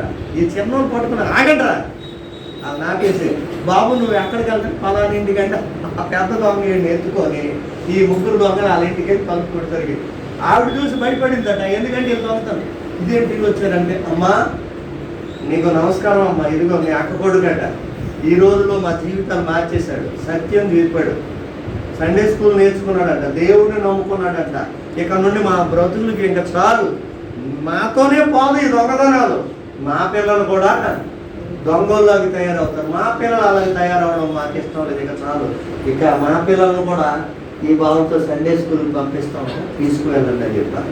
హల్లెలూయా. సత్యమును ప్రకటించు. చూడండి, ఒక చిన్న పిల్లోడు సత్యము చెప్పి దొంగలు మార్చేసి, ఎలాంటి కఠినదైన సత్యవాక్యాన్ని నువ్వు చెప్పినప్పుడు, సత్యాన్ని అనుసరించినప్పుడు ఖచ్చితంగా మార్పు చెందుతారండి. మీకు ఇంకొక విషయం కూడా నేను ఒకసారి చెప్పాను, గుర్తుందా? కొంతమంది నక్సలైట్లు ఒక పాస్టర్ గారిని చంపాలని ప్లాన్ చేశారు. వార్నింగ్లు ఇచ్చారు, లెటర్లు పంపించారు. ఈయన ఊరుకోవడం లేదు, సువార్త ప్రకటిస్తూనే ఉన్నాడు. ఒకసారి ఇంటికి వచ్చేసారు. పాస్టర్ గారు ప్రకటించడానికి వెళ్ళారు. పాస్టమ్మ గారు ఉన్నారు, యవనస్తులు. ఇలా తలుపు కొట్టారు. అది ఎవరో తెలియదు. అన్నలారా వందనాలు అని చెప్పిందండి. మేము ఎవరో తెలుసామంటే మీరు ఎవరో తెలియదు, కానీ నా అన్నయ్య లాంటిది రండి, లోపలికి రండి. మేము ఎందుకు వచ్చామో తెలుసామంటే ఏమో నాకు తెలియదు. మేము ఫలానా ఇలాగా ఈ ఏరియాలో సువార్త ప్రకటించొద్దని చెప్పాం. ప్రకటిస్తుంటే కొంతమంది మారు మనసు పొందుతున్నారు. మా దగ్గర ఉన్న నచ్చినట్టు కొందరు మారి మీ ఆయన వెనకాల తిరుగుతున్నారు. అలాగైతే మాకు ఎంత లాసో తెలుసా? మేము కూడా దేశ సేవే చేస్తున్నాం, తప్పేం చేయలేదు. ధనవంతులు పీకలు పగలగొట్టి పేదలు పంచుతున్నాం. మేము చేసేది కూడా కరెక్టే. కానీ మరొకసారి లాస్ట్ అండ్ ఫైనల్ వార్నింగ్ ఇస్తున్నాం, ఇక ప్రకటించొద్దని చెప్పు, లేదంటే ఆయన అక్కడ చంపేస్తామమ్మా. ఏ రోజు చంపేస్తారో తెలుసుకుంటారు. అలానా రోజు చంపేస్తారు. సరే అన్నలారా అని చెప్పేసి అలా వెళ్ళిపోయారు. 3 రోజుల తర్వాత మళ్ళీ మాండవ సువార్త ప్రకటించడానికి వెళ్ళిపోయాడు. ఈవిడ ప్రార్థన చేస్తుంది. 3 రోజులు అన్నారు కదా, ఈరోజు 3వ రోజు, ఖచ్చితంగా అది వస్తారు అని వాళ్ళ దగ్గర ఏమేమైతే ఉన్నాయో ఉన్నవన్నీ వంటకాలు తయారు చేసేసింది. అది వస్తారని అలాగే పెడదామని మొత్తం అంతా రెడీ చేసేసింది. మళ్ళీ తలుపులు కొట్టారు. తలుపు తీసింది. అన్నలారా రండి. ఏమమ్మా మీకు తెలుగు అర్థం కాదు, ఏదైనా మా పని మేము కంప్లీట్ చేసి వెళ్ళిపోదాం అంటే ఆయన వచ్చేసరికి లేట్ అవుతుందండి. ఈరోజు కొంచెం దూరం వెళ్ళారు సువార్త ప్రకటించడానికి. ఆయన వచ్చేసరికి ఒక పూట లేట్ అవుతుంది. దయచేసి మీరు కాళ్ళు చేతులు కడుక్కొని వచ్చి ఇదిగో మీకోసం సిద్ధపరిచిన ఆహారాన్ని తినండి, ఉండండి. ఆయన వచ్చిన తర్వాత చంపేసి వెళ్ళిపోండి అని చెప్తుంది. ఎంత ధైర్యం అండి పాస్టమ్మ గారికి. ఒక అమ్మాయి, కొత్తగా పెళ్లి చేసుకున్న అమ్మాయి, గుండెల్లో రైళ్లు తిరిగేస్తున్నాయంట. ఇదేంటి, సొంత చెల్లెలు కూడా ఇంత మనల్ని ప్రేమించలేదు. మీరు వస్తున్నారని ప్రార్థన చేస్తున్నప్పుడు దేవుడు నాకు చెప్పాడన్నా, మీరు ఎంతమంది వస్తున్నారని. మాకు కలిగినదే, దేవుడు మాకిచ్చిందే మేము ప్రిపేర్ చేసామన్నా. దయచేసి తినండి, దయచేసి తినండి అంటే అప్పటికే మంచి పవర్ మీద, కోపం మీద ఉన్నారు. ఇంకా ప్రతి ఒక్కరు కాలు మీద పడిపోతుంది. మీ సొంత చెల్లి చెప్తే తినరా, మీ తోబుట్టు చెబితే తినరా, ఆయన్ని సంతోషపరచరా. ఆయన్ని చంపే ముందు ఆయన నా ఒక్క కోరిక తీర్చండి, పని చేశానని. ఆవిడండి చేయగలే అంత దుర్మార్గుడు అయినా. అందులో నక్సలైట్స్ అంటే దుర్మార్గులు కాదు కదా, వాళ్ళు మనుషులే కదా, బాగా చదువులు చదివినలే కదా. వారి జీవితాలు మార్చుకొని చెల్లి మమ్మల్ని క్షమించమని చెప్పి ఆయన వచ్చిన తర్వాత వాక్యం విని తర్వాత దినాల్లో బాప్తిసం పొంది ఇప్పుడు వాళ్ళు కూడా దేవుని సేవలో వాడబడుతున్నారు. హల్లెలూయా. సత్యమును ప్రకటించు. చాలా మంది రక్షింపబడ్డానికి ఉన్నారు. నువ్వు ప్రకటించు. నువ్వు ప్రకటించడం లేదు, చెప్పు. వాళ్ళకి చెప్పడం లేదు. నాకేం తెలుసండి అంటున్నావు. నీకు తెలిసిందే చెప్పయ్యా. ఎంత తెలిస్తే అంత చెప్పు, అన్నీ చెప్పక్కర్లేదు. నీకేం తెలిస్తే చెప్పు. మీకు చెప్పాను కదా ఒకసారి, ఒక ముసలాయన ఒకే రోజు ఒక ఉదాహరణ విని మరొక ముసలోడిని మార్చేశాడు. మనం అంపా వెళ్ళాం కదా, ఒక చర్చిలో పడుకున్నాం. ఆ చర్చి కట్టించిన పాస్టర్ గారు కొర్నేలియస్ గారు, వాళ్ళ సంఘంలోనే వాక్యం చెప్పడానికి నేను వెళ్ళాను ఫస్ట్ టైం. రామినాయుడు వలస అనే ఒక ఊరు. ఆ రోజు కొత్తగా ఒక ముసలోడు వచ్చాడు. ఆకాశము నా సింహాసనము, భూమి నా పాదపీఠము అని నేను బోధిస్తున్నాను. నేను ప్రకటిస్తున్న దేవుడు ఆకాశం అంత సింహాసనం ఉంది ఆయనకి, భూమి ఆయన పాదపీఠం. అంటే మనం నివసిస్తున్న ఈ భూమి అంతా కలిపి ఆయన పాదాలు పెట్టుకోవడానికి సరిపోయింది. ఆకాశం అంతా కలిపి ఆయన కూర్చోడానికి సింహాసనముగా ఉంది. పరలోకములో ఆయన ముఖ తేజస్సుతో వెలుగుతుంది. అంత పెద్ద దేవుడు, అంత గొప్ప దేవుడిని కలిగిన నువ్వు ధన్యుడు. నీ జీవితం మార్చుకొని మరొకరికి విషయం చెప్పని ప్రకటన చేశాను. అంతే, వచ్చేసారు. 2వ వారం ఆయన మరొక ముసలోడిని తీసుకొని వెళ్ళిపోయాడట. తర్వాత కొర్నేలియస్ గారు నాకు ఫోన్ చేసి చెప్తారు, ఏమైంది సార్ అంటే, మీరు రావడం చాలా సంతోషం. కొత్తగా ఆ రోజు ఒక ముసలోడు వచ్చి నెక్స్ట్ వీక్ మరొక ముసలోడిని ఎలాగ తెచ్చాడు సార్ అంటే, మీరు చెప్పిన వాక్యం ఆయనకి అర్థమైపోయిందట. కురుపాంలో సెంటర్లో కొన్ని షాపులు ఉంటాయి. అక్కడ ఫోటోలు అమ్ముతారు. అన్ని ఫోటోలు తన ఫ్రెండ్ అక్కడ చూస్తున్నాడట. ఈ ముసలోడు కూడా వెళ్ళి, ఏమిట్రా ఏం చూస్తున్నావు అంటే, ఆ ముసలోడు పోయిన వారం కనబడలేదు, ఎటు వెళ్ళిపోయారు అంటే, నేను చర్చికి వెళ్ళానురా. బొబ్బిల్ నుండి ఒక పాస్టర్ వచ్చి బోధించాడు, భలేగా బోధించాడు. ఏం బోధించాడురా? సరే బోధిస్తున్నాను కానీ ఇవన్నీ చూస్తున్నావు కదా, చూడు అన్నాడు. దేవుడి ఫోటోలు, దేవతల ఫోటోలు, అన్ని ఫోటోలు కూడా ఉన్నాయి అక్కడ. ఫైనల్ యేసుప్రభు వారి ఫోటో కూడా ఉంది. యేసుప్రభు వారి ఫోటో సిలువు ఫోటో తప్ప మిగతా ఏ ఫోటోలు చూసినా ఏముంటుంది? పెద్ద గడ్డం ఉంటుంది, పెద్ద జుట్టు పెద్ద. అప్పుడు ఆ ముసలోడు అంటున్నాడు అంటే, ఎందుకు నా చర్చికి వెళ్ళావు? నువ్వు చర్చికి వెళ్ళి యేసుప్రభు చూడు ఎలాగున్నాడు, భూసోళ్ళ ఉన్నాడు. ఆ మీసాలు ఏంటి, ఆ గడ్డలు ఏంటి, ఆ జుట్టులేంటి. మనోడికి అంటే అందుకున్నాడట. అది తెలుసుకోవడానికే వెళ్ళాను రా పోయిన వారం. క్లియర్ అయిపోయిందిరా. ఏం క్లియర్ అయింది? యేసు ప్రభు మామూలోడు కాదు, ఆకాశం ఆయన సింహాసనం అట, భూమి ఆయన పాదపీఠం అట. మరి అంత పెద్ద దేవుడు గడ్డం తీసుకోవాలంటే ఎంత పెద్ద కత్తి ఉండాలి? ఆ కత్తిని పట్టుకునే మంగళోడు ఇంకెంత పెద్దోడు ఉండాలి. అందుకని ఆయన అవేవి చేసుకోడు. పోయిన వారం నేను నేర్చుకున్నాను, ఇంకా నీకు డౌట్ అవుతారా అని వచ్చి వాళ్ళు తీసుకొచ్చేసాడు. హల్లెలూయా. చూడండి, వాక్యం ఏంటి బోధించలే, ఆ రెండు ఉదాహరణలు అంతే. ఆయన ప్రకటించి బైబిల్ గురించి ఏమీ తెలియదు, ప్రార్థన తెలియదు, పాటలు రావు, రెండు మాటలే నేర్చుకుని మరొకరు బోధ. ఇంత పెద్దోడా అంటే అంతవరకు ఆ ముసలోడు ఏమనుకున్నాడట, 7 కొండలోడు మా ఇంట్లో ఉన్నాడు, ఆయనే గొప్పడు అనుకున్నాడు. నువ్వు 7 కొండలు కాదురా బాబు, మాత్రం ఈయన ఎంత పెద్దోడని చూసారా. కనుక మనం ఏం చేయాలంటే సత్యమును అనుసరించి నడవాలి. మనం అనుసరించాలి, అనేక మందికి అనుసరింప చేయాలి. నెక్స్ట్ మాట చదవండి, కీర్తన 119, 30.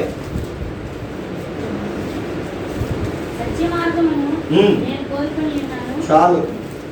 సత్యమును మనం కోరుకోవాలండి. దేన్ని కోరుకోవాలి? సత్యాన్ని కోరుకోవాలి. యవనస్తుడైన సొలొమోనుకు దేవుడు దర్శనమిచ్చి, సొలొమోను నీకేం కావాలో కోరుకోనైనా అన్నాడు. ఒకవేళ ఈ మందిరంలో కూర్చున్న మీకు ఈ రాత్రే దేవుడు దర్శనమిచ్చి, ఏమండి, ఈ రాత్రి దేవుడు దర్శనమిచ్చి నీకేం కావాలి అని అడిగాడు అనుకోండి, ఏం కోరుకుంటాం? యేసు కుమారి, అమ్మా నీకేం కావాలి అని అడిగితే ఏం కోరుకుంటాం? మనస్ఫూర్తిగా చెప్పండి, ఎవరు మట్టుకు వాళ్ళు ఏం కోరుకుంటాం? యేసు కుమార్ నువ్వైతే ఏం కోరుకుంటాం? అంటే ఇక్కడ వాక్యం దగ్గర ఉన్నాము, చర్చిలో ఉన్నాము కదా, మనస్ఫూర్తిగా అసలు ఏం కోరుకుంటాం? రాజేష్ నువ్వైతే ఏం కోరుకుంటాం? ఈ రాత్రి ప్రభు దర్శించి నీకేం కావాలి నా కుమారుడా అంటే ఏం కోరుకుంటాం? మీరు చెప్పలేకపోతున్నారు వైజాగ్ రోజు. ఇప్పుడు తునోళ్ళు అడుగుదాం, దేవి నువ్వైతే ఏం కోరుకుంటావు? అసలు ఆవిడ కోరుకోరు. సొలొమోను ఆనాడు కూడా సొలొమోన్ని అడిగాడు. ఇప్పుడు ఒకవేళ నిన్ను దేవుడు అడిగితే ఏం కోరుకుంటారు? అసలు మీరు ఏం కోరుకోవాలి మీకు తెలియదు. చూడండి ఎంత కన్ఫ్యూజ్ అవుతున్నారు. దీప్తి నువ్వేం కోరుకుంటావు? నవ్వు కోరుకుంటుందండి ఆవిడ. చూసారా, దావీదు గారు మనస్ఫూర్తిగా చెప్తుంది, ఆయన రాజ్యం నేను కోరుకుంటాను. లక్ష్మణ్ నువ్వైతే ఏం కోరుకుంటావు? సత్యం తెలుసుకోవాలి. సత్యం తెలుసుకోవాలి. ఆయన సృష్టికర్త దేవుడు, విగ్రహం దేవుడు. వెరీ గుడ్, వెరీ గుడ్, మంచి. కొన్నిసార్లు సడన్ గా దేవుడు ప్రత్యక్షమై కోరుకోమన్నా కన్ఫ్యూజ్లోనే నోరు వదిలేస్తాం కాబట్టి కోరుకోలేదు. మీ అందరి పరిస్థితి అలాగే ఉంది. ఎందుకో పరిశుద్ధాత్మ బలంగా నాకు చెప్పమంటున్నాడు, ఈరోజు బయటికి చెప్పొద్దు, మనస్ఫూర్తిగా కరెక్ట్గా నిమిషాత్మ పరిశుద్ధాత్మ ప్రేరేపిస్తున్నాడు. నీకేది కావాలో దేవుని సన్నిధిలో నీ హృదయంలో కోరుకో. ఒకసారి బయటికి నాకు చెప్పక, ఈ క్షణంలో మాత్రం నువ్వు ఏది కోరుకోవాలంటే అది ఇవ్వడానికి దేవుడు రెడీ అయిపోయాడు. హల్లెలూయా. వెంటనే నీ హృదయంలో తీర్మానం తీసుకో, ఏం కోరుకోవాలో చెప్పక. నీ భార్యకి చెప్పక్కర్లేదు, భర్తకు చెప్పక్కర్లేదు, నాకు కూడా మీరు చెప్పొద్దు. కానీ నీ హృదయంలో ఈరోజు కోరుకొని వెళ్ళండి. నీ స్థలంలో ఉంది ఖచ్చితంగా అది ఇచ్చేస్తాను, నువ్వు ప్రకటన చేయని చెప్తున్నాడు పరిశుద్ధాత్ముడు. ఇప్పుడు వాక్యం బోధిస్తుండగా చెప్పమంటున్నాడు ఆయన. ఖచ్చితంగా కోరుకోండి. నెక్స్ట్ వీక్ మీరు సాక్ష్యం చెప్తారు. హల్లెలూయా. కనుక సత్యమును కోరుకోవాలి. నెక్స్ట్ యోహాను సువార్త 17:17. అందరూ హృదయంలో ఆ కోరిక ఏంటో మర్చిపోతాను అనుకుంటే రాసుకోండి, తర్వాత లేదు గుర్తుంటుందంటే నో ప్రాబ్లం. సత్యమందు వారిని ప్రతిష్ఠ చేయండి. చాలు, సత్యమును ప్రతిష్ఠ చేసుకోవాలి. ప్రతిష్ఠ, సత్యములో మనం ప్రతిష్ఠించబడాలి. ఏదైనా ఒకటి కట్టడం కట్టినప్పుడు ముందు ప్రతిష్ఠ చేస్తారు. ఒక రాతిని కానీ లేదు ఏదో ఒకటి అక్కడ కట్టి చిన్న గోడను కట్టి ప్రతిష్ఠ చేసి ప్రారంభిస్తారు పనిని. అలాగే దేవునిలో నిన్ను నీవు ప్రతిష్ఠించుకోవాలి. దేవునికి నిన్ను నీవు అప్పగించుకోవాలి. దేవునికి నిన్ను నీవు సమర్పించుకోవాలి. దేవునికి నిన్ను నీవుగా లోబడిపోవాలి. విధేయుడైపు దేవుని ప్రతిష్ఠించుకోవాలి. యేసు ప్రభువు చేస్తున్న ప్రార్థనలో ఒక మాట ఇది, సత్యమందు వారిని ప్రతిష్ఠ చేయు, సత్యముతో వారిని అభిషేకం చేసేది ఆయన అంటారు. అందుకే కొన్ని మీటింగ్లకు వెళ్ళినప్పుడు అభిషేకింపబడిన దైవజనులు వచ్చినప్పుడు ముందుకెళ్ళి తల ఉంచుతారు. ఎందుకంటే వారు సత్యములో ఆత్మతో ప్రతిష్ఠించబడాలి అని. అదే హస్త నిక్షేపణము అంటారు. కనుక సత్యమందు మనల్ని మనం ప్రతిష్ఠించుకోవాలి. పేతురు 2వ పత్రిక 1వ అధ్యాయం 12వ వాక్యం చదవండి. పేతురు 2వ పత్రిక 1వ అధ్యాయం 12వ వాక్యం. కాబట్టి మీరు ఈ సంగతులను తెలుసుకొని మీరు అంగీకరించిన సత్యమందు స్థిరపరచబడి ఉన్నారు. రైట్, సత్యమందు స్థిరపడిపోవాలంతే. ఇంకా ఆయన సత్యం అంటే సత్యమేనండి, మరి ఇంకా కాదనుడు ఇంకా అంతే, కమిట్ అయిపోయాడు అంతే. నువ్వెన్ని ఆశలు పెట్టినా, ఎన్ని ఊహల ఉద్దేశాలు కలిగి ఉన్నా ఆ వ్యక్తి సత్యములో నుండి ఇంకా బయటికి రాడండి. ఆయన స్థిరపడ్డాడు ఇంకా అంతే. అన్నట్టుగా సత్యమందు నీవేమైపోవాలంటే స్థిరపడిపోవాలి అంతే. స్థిరం, కొంతమందికి స్థిరత్వం ఉండదు. కానీ ప్రభువు కోరుకున్నది ఏంటంటే సత్యమందు మీరు స్థిరపడాలి. ఇక దేనిలో స్థిరపడ్డారు లేదు, కానీ సత్యములో ముందు స్థిరపడితే ఆ సత్యమే మిమ్మల్ని స్వతంత్రులుగా చేసేస్తుంది. నెక్స్ట్ చివరి మాట, యోహాను సువార్త 18వ అధ్యాయము 38వ వాక్యం చదవండి. సత్యము గురించి సాక్ష్యం ఇచ్చుట నేను పుట్టితిని. రైట్, సత్యమును గురించి సాక్ష్యం ఇవ్వడానికి నేను పుట్టాను అని మళ్ళీ చదివింది. ఆ అమ్మాయి పుట్టిందా? ఎవరు చెప్పారో తెలుసా ఈ మాట? యేసు ప్రభు చెప్పారు. సత్యమును గురించి సాక్ష్యం ఇవ్వడానికే నేను పుట్టాను. యేసు ప్రభు ఎందుకు పుట్టాడట? సత్యమును గురించి సాక్ష్యం ఇవ్వడానికి. నిన్ను కూడా ఎందుకు పుట్టించాడట? సత్యమును గురించి సాక్ష్యం ఇవ్వడానికి. అందుకే సత్యవాక్యము వలన మనల్ని కన్నాడు. ఒకసారి ఆ మాట కూడా చదువుదాం, చూడండి. అపోస్తులైన పౌలు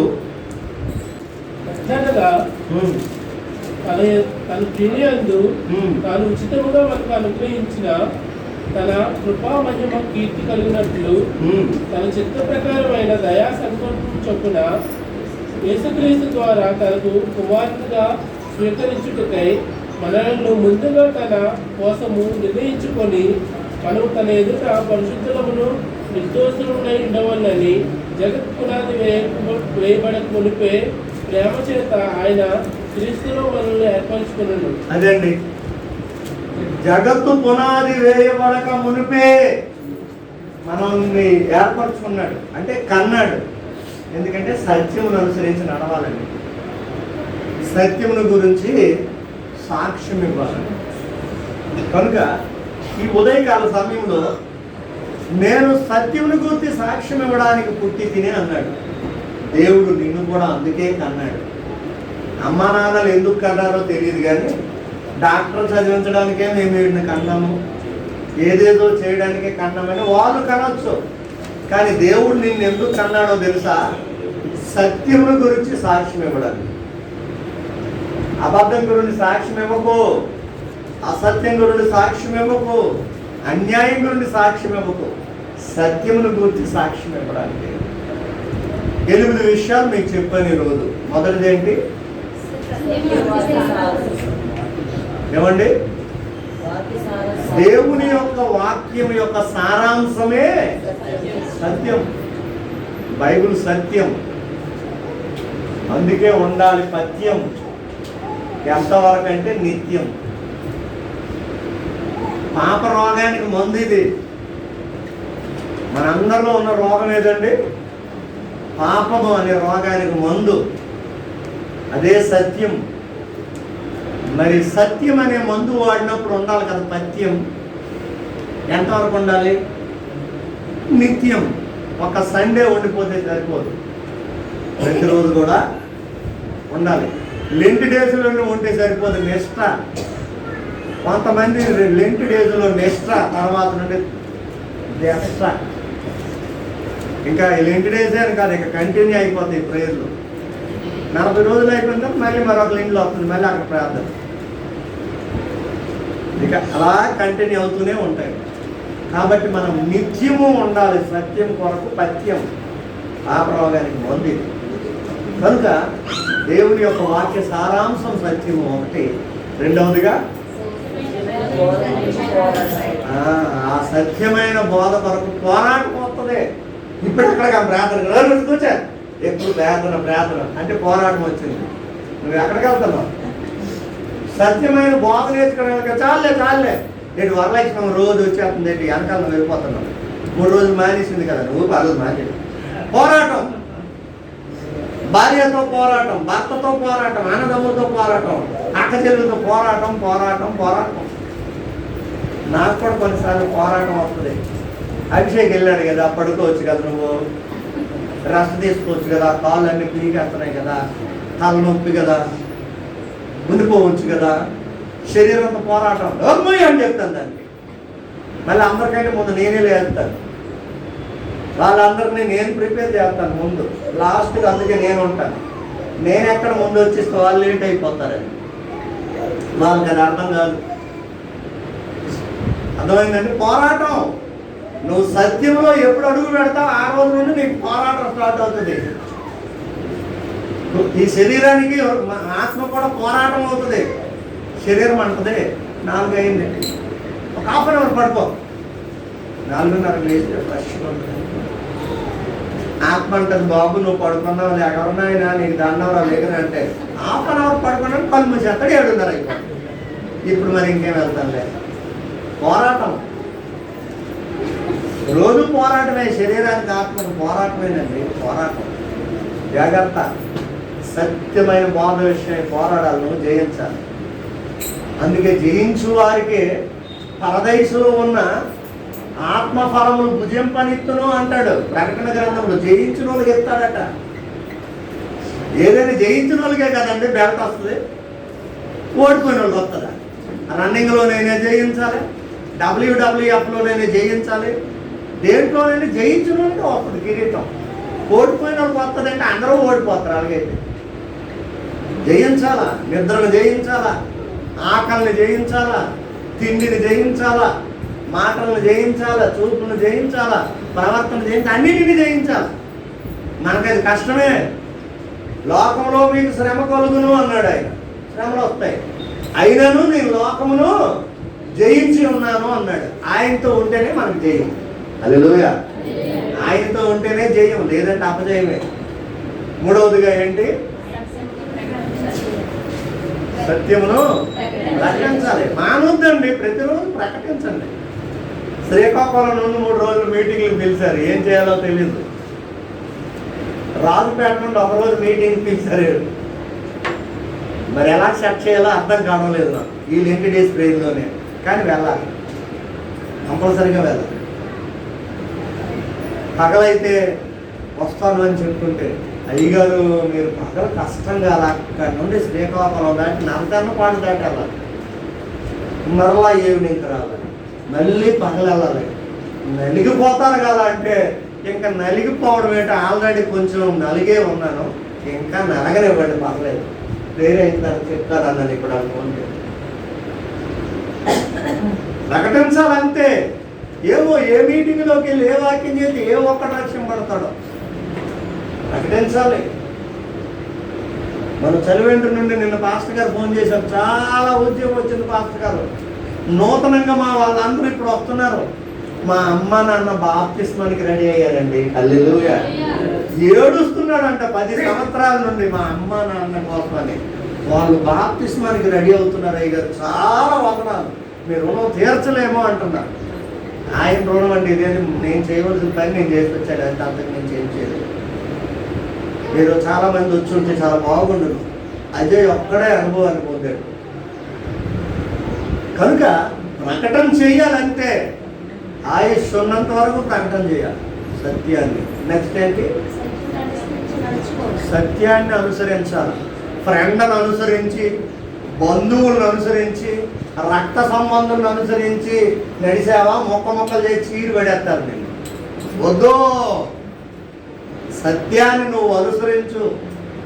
ఎవరు ఏమనుకున్నా పర్వాలేదు, సత్యం అనుసరించు.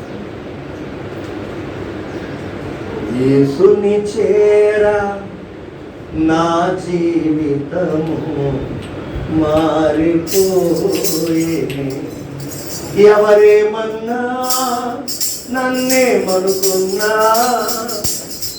యేసుని ప్రకటించును, యేసుని ప్రకటించును. హల్లెలూయా. యేసుని చేర నా జీవితం మారింది. ఎవరేమనుకున్నా నన్నేమనుకున్నా యేసునే ప్రకటిస్తాను, ప్రకటించకుండా నేను ఉండలేను అన్నారు శివార్తపురం ఎం సుధాకర్ గారు. ప్రకటించాలి. నెక్స్ట్ దేన్ని కోరుకోవాలి? సత్యము అసత్యం రెండు నీ కలములు పెట్టాడు, కోరుకో. సత్యం కావాలి. అసత్యములో వెళ్ళామనుకో వెంటనే డెవలప్ అయిపోతాం. 3 అంతస్తుల బిల్డింగ్ వెంటనే వచ్చేస్తాం, కారు ఒకటి వచ్చేస్తాయి, వెనకాల జనాలు తిరుగుతారు. సత్యములో వెళ్ళామనుకో నిందలు, హింసలు, ముండ్లు, గొప్పలు ఏం కాదు, కోరుకో. నువ్వు కోరుకో అంతే. జీవము మరణమును మన ముందు పెట్టాడు, కోరుకో ఏది కావాలి. కనుక మనం ఎప్పుడు కూడా సత్యాన్నే కోరుకోవాలి. నెక్స్ట్ సత్యమును ప్రతిష్ఠించుకో, అంటే అభిషేకింపడాలంతే. ఈయన సత్యం కొరకే పుట్టాడండి, ఈయన ఇంకా ఫిక్స్ అయిపోయాడండి, స్టాండర్డ్ అండి, ఇంకెవరి మాట వెళ్ళండి ఇంకా అంతే. ఎందుకంటే సత్యంలో ప్రతిష్ఠించుకున్నాడు, అభిషేకింపడాడు ఇంకా అంతే. ఇంకెవరు చెప్పినా మారడం అన్నట్టుగా నిన్ను ప్రతిష్ఠించుకోవాలి. నెక్స్ట్ ఎందులో స్థిరపడాలండి? వాటిలోప్పుడు ఊరు మధ్యలో స్థిరపడిపోదు ఎలాగంటే ఈ స్థిరత్వం ఎంతవరకు ఉండదు. సత్యములో స్థిరపడాలి. ఆ సత్యమే నిన్ను సర్వసత్యంలోనికి తీసుకెళ్తుంది. సత్యములో స్థిరపడు. ఎవరైతే సత్యంలో స్థిరపడాలి అనుకుంటారో అలాంటి వారికి బోల్డ్ అని అసత్యమైన బోధలు నిలబడతాయి. అసత్యమైన బోల్డ్ అని మన ఫ్రెండ్స్ తగులుకుంటారు, వాళ్ళని ఎలాగని పాడు చేద్దాం, వీళ్ళ స్థిరత్వం నుండి బయటికి తీసేద్దాం. జాగ్రత్త. చిన్న కుమారుడి జీవితం అందుకే నాశనం అయిపోయింది స్నేహితులను బట్టి. అందుకే ఎక్కువగా ఎవరితో ఫ్రెండ్షిప్ చేయకండి. సువార్త నమ్మినోళ్ళతో చేయండి, వాక్యానుసారంగా ఉన్నోళ్ళతోనే చేయండి.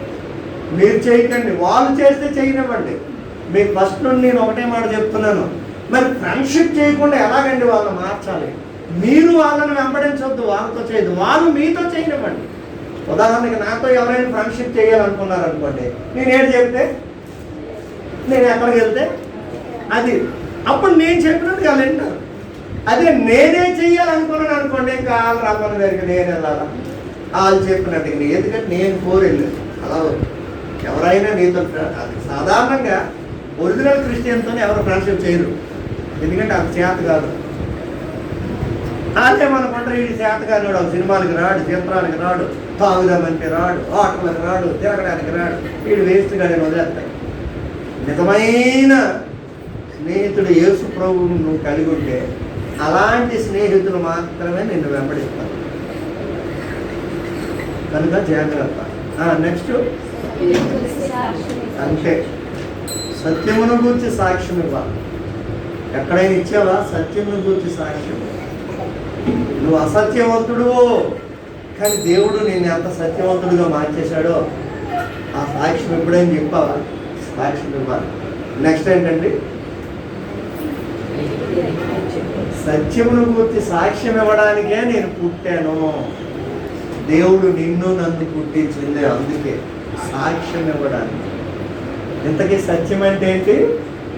నీ వాక్యమే సత్యం. ఆ వాక్యం అంటే ఏమిటి? దేవుడు. దేవుడే సత్యం. ఆయన గురించి సాక్ష్యం ఇవ్వడానికి మనం పుట్టాము. అంతేగాని వాటిలో కొన్ని ఉద్ధరించడానికి, కోరమనపాలెం కొలుపుకోవడానికి, హైదరాబాద్లో అంతస్తులు కట్టడానికి మనం పుట్టలేడు. ఆయన గురించి సాక్ష్యం ఇవ్వడానికి పుట్టావు. ఈ విషయం గుర్తుంచుకో. దేవుడి మాటలు దీవించును కాక. చిన్న ప్రార్థన. పరిశుద్ధులు అయిన తండ్రి,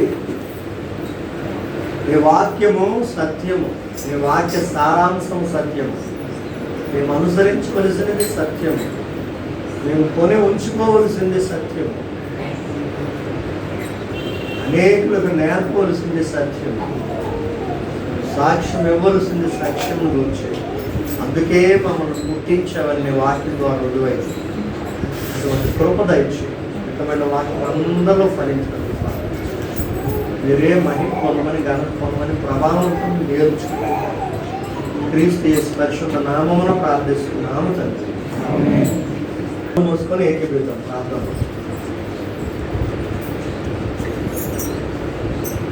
పరిశుద్ధుడు అయిన తండ్రి, బిడ్డలు ప్రేమతో ఇచ్చిన సమర్పణలు మీరు స్వీకరించిన మీ పరిచర్యలో వాడుకోండి. అలాగే బలను మేము సమీపిస్తుండగా ప్రతి ఒక్కరూ వారి హృదయాలు తెరుచుకొని మార్పు చెంది సత్యమును అనుసరించి కల్వరి శిలువలో మీరు పొందిన బాధలు జ్ఞాపకం చేసుకొని స్వపరీక్ష చేసుకొని యోగ్యమైన రీతిలో తీసుకొని నీ దేవుళ్ళు పొందుకునే భాగ్యం దయచేయండి. మీరే కృప చూపించు. సమస్తము క్రమంగా మర్యాదగా జరిగించి మీరు మేలు చేసి మహిమ పొందుకోండి. క్రీస్తు యేసు పరిశుద్ధ నామమున ప్రార్థిస్తున్నాము తండ్రి. ప్రభుత్వం నాకై చిందిన రక్తము కొరకు నా కన్నీళ్లతో కడగాలయ్యా, సిలువతో నడచిన నీ పాదములను నా ప్రాణమే ఇవ్వాలయ్యా. నాకై చిందిన రక్తము కొరకు యేసయ్యా, ఎంత జాలి నీకయ్యా, నాపై ఎంత ప్రేమ నీదయ్యా. యేసయ్యా, ఎంత జాలి నీకయ్యా, నాపై ఎంత ప్రేమ నీదయ్యా. నా కన్నీళ్లతో కడగాలయ్యా, సిలువతో నడచిన ఈ పాదములను స్త్రీలు కూడా అండి ప్రాణమే ఇవ్వాలయ్యా. నాకై చిందిన రక్తము కొరకు నా కోసమే గగనము విడచి నా గమ్యము చూపించదిగి వచ్చినావు. నా కోసమే ముళ్ళను భరించి నాపై నీ ప్రేమను కురిపించినావు. నా కోసమే గగనము విడచి నా గమ్యము చూపించ దిగి వచ్చినావు. నా కోసమే ముళ్ళను భరించి నాపై నీ ప్రేమను కురిపించినావు. యేసయ్యా,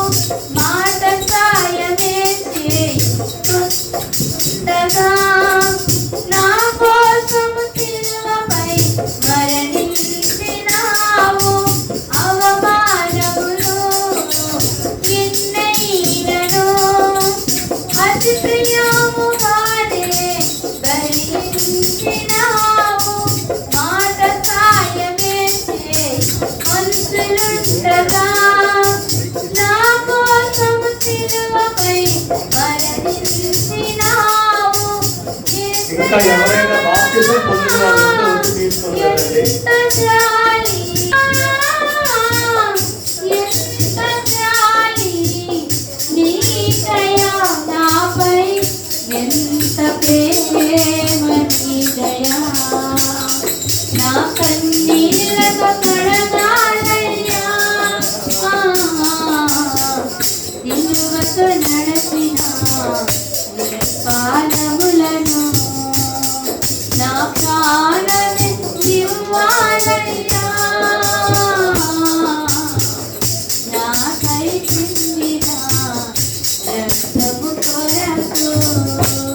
ప్రార్థన చేద్దాం. ఇంకెవరైనా తీసుకోలేని వాళ్ళు బట్టి వచ్చి తీసుకొని వెళ్ళండి. ఓకే. పరిశుద్ధుడైన తండ్రి, మీరు అప్పగింపబడిన రాత్రి ఒక రొట్టెను పట్టుకొని విరిచి కృతజ్ఞతాస్తుతులు చెల్లించి, ఇది నా శరీరము, దీనిని తిన్నప్పుడెల్లా నన్ను జ్ఞాపకం చేసుకున్నాను. అలాగే పాత్రను ఎత్తేది నా రక్తము వలనైనా క్రొత్త నిబంధన, దీనిని త్రాగినప్పుడల్లా నన్ను జ్ఞాపకం చేసుకున్నాను. ఎవడు నా శరీరమును తిని నా రక్తము త్రాగునో వాడు నిత్య జీవము గలవాడు, అంత్య దినమున వారిని లేపుదును అని వాగ్దానం ఇచ్చాం. ఈ వాగ్దానము నెరవేర్చు. సత్యమును అనుసరిస్తూ ప్రభువా సత్యములో ప్రతిష్ఠించబడుతూ ఈ కార్యములో పాల్పొందులు పొందిన ప్రతి ఒక్కరి మీదకి నీ దేవుళ్ళు కుమరింపజేసి మీరు మహిమ పొందమని క్రీస్తు యేసు పరిశుద్ధ నామమును ప్రార్థిస్తున్నాం తండ్రి. మహాపరిశుద్ధుడైన తండ్రి, మీకు వందనాలు. మీ చిత్తములో మీ కృపను బట్టి ప్రార్థిస్తున్నాం. ఇదిగో చిన్నపిల్లలను తీసుకొచ్చిన తల్లుల కొరకు ప్రార్థిస్తున్నాం. ఆనాడు చిన్నపిల్లలను నా యొద్దకు రానివ్వడి, వారిని ఆటంకపరచొద్దు, దేవుని రాజ్యము ఎలాంటి వారిదే అన్నావు. ఇదిగో సొలొమోనుకు పరిమళకి ఇచ్చిన సాహస ప్రిన్స్ కొరకు ప్రార్థిస్తున్నాను. ఇక నుండి వీరిని స్థిరపరచునాయన. అలాగే ప్రభువా, ఇదిగో అహరోనుకు నీ కుమార్తె ఎస్తేరుకి ఇచ్చిన కుమారుడు నోవాహు కొరకు ప్రార్థిస్తున్నాం. ఆ తండ్రిని కూడా స్థిరపరచునాయన, నీకు వందనాలు. అలాగే మరి ప్రభువా, ఇదిగో జాగోబును పుష్పాను ప్రేమించి ఇచ్చిన సాత్వికుని బట్టి వందనాలు. నీ పేరు పెట్టబడిన నీ కుమారుడిని అభిషేకించండి. అలాగే శాంతిరాజును ఎస్తేరాన్ని ప్రేమించి ఇచ్చిన కుమారుడు సన్నీ కిరణ్ పాల్ కొరకు ప్రార్థిస్తున్నాను, కనికరించిన ఆయన. అలాగే సీతారాం గారు అపర్ణ గారికి ఇచ్చిన కుమారుడు జ్వానేష్ కొరకు కూడా ప్రార్థిస్తున్నాం. ఇదిగో వారికంటే కొంచెం పెద్ద పిల్లలు ఉన్నారు, వీరందరి కొరకు పేరు పేరున ప్రార్థిస్తున్నాం. అలాగే యవనస్తులు ఉన్నారు, వారి కొరకు ప్రార్థిస్తున్నాం. నడి వయసులో ఉన్న వారి కొరకు ప్రార్థిస్తున్నాం. వృద్ధులు పెద్దలైన వారి కొరకు ప్రార్థిస్తున్నాం. గుడ్ సామర్థ్యం సంఘ బిడ్డలు అందరి కొరకు ప్రార్థిస్తున్నాం. నీవు కోరుతున్నావు అంతటా అందరూ మారు మనసు పొందాలని. ఇంకా మారు మనసు పొందని వారు మార్పు చెంది సత్యవాక్యములో ప్రతిష్ఠించబడినట్లు సహాయం చేయి. యవన బిడ్డల్లో గొప్ప ఉద్యోగాన్ని కలిగించు. ఇప్పుడు రెండవ ఆరాధన నీ దాసుని నేను వెళ్తుండగా సహాయం చేయి. ముందుగా వెళ్ళిన అభిషేక్తో నువ్వు ఉన్నావు వందనాలు. సాయంకాలం జరగబోయే కోడికను కూడా దీవించి మీ కృపలో జ్ఞాపకం చేసుకో. ఈ నెల వచ్చే నెల అంతా జరగబోతున్నాను. మీటింగ్స్ అన్నీ ఘనంగా జరిగించు. అదిగో రాజుపేటలో, శ్రీకాకుళం ఏరియాలో నీకు ఇష్టమైన పగటి గల సమయం వెళ్ళి రావాలని ఆశపడుతున్నాను.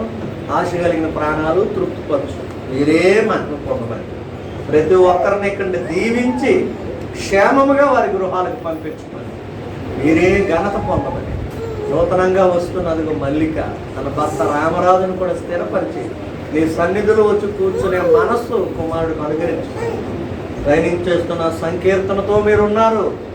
బుధవారం నింపబడి అగ్ని అభిషేకంతో తిరిగి వస్తుండగా మీ కాపుదల భద్రత అనుగ్రహించు. మీరే మహిమ పొందుకుని మేలు చేయమని సహాయం చేసి కృప చూపించమని క్రీస్తు యేసు పరిశుద్ధ నామములో ఈ ప్రార్థన మీకు అప్పగిస్తున్నాము తండ్రి. అందరము కలిసి పరలోక ప్రార్థన చేద్దాం. పరలోకమందున మా తండ్రి, మీ నామం పరిశుద్ధపరచబడుతుంది, మీ రాజ్యం వచ్చును, మీ చిత్తం పరలోకమందు నెరవేరునట్లు భూమి యందు నెరవేరును కాక. మానుదిన ఆహారం నేడు మాకు దయచేయండి. మా రుణస్థులను మేము క్షమించి ఉన్న ప్రకారం మా రుణములను క్షమించు. మమ్మల్ని శోధనలోనికి తేక దుష్టు నుండి తప్పించుకుంటు. ఎందుకంటే రాజ్యము, బలము, మహిమయు నిరంతరము నీవే ఉన్నావు తండ్రి. తండ్రి దేవుని ప్రేమ, కుమారుడైన యేసుక్రీస్తు కృప, పరిశుద్ధాత్మ అన్యోన్య సహవాసము సమితి కూడి ఉన్న మనకు, సర్వలోక పరిశుద్ధులకు, గుడ్ సామరిటన్ సంఘ బిడ్డలందరికీ సదాకాలము తోడై ఉండి నడిపించును గాక. యేసు రక్తమే చేయి, ప్రభు యేసు రక్తమే చేయి, ప్రభు యేసు నామమున సంపూర్ణ విజయము కలుగును గాక.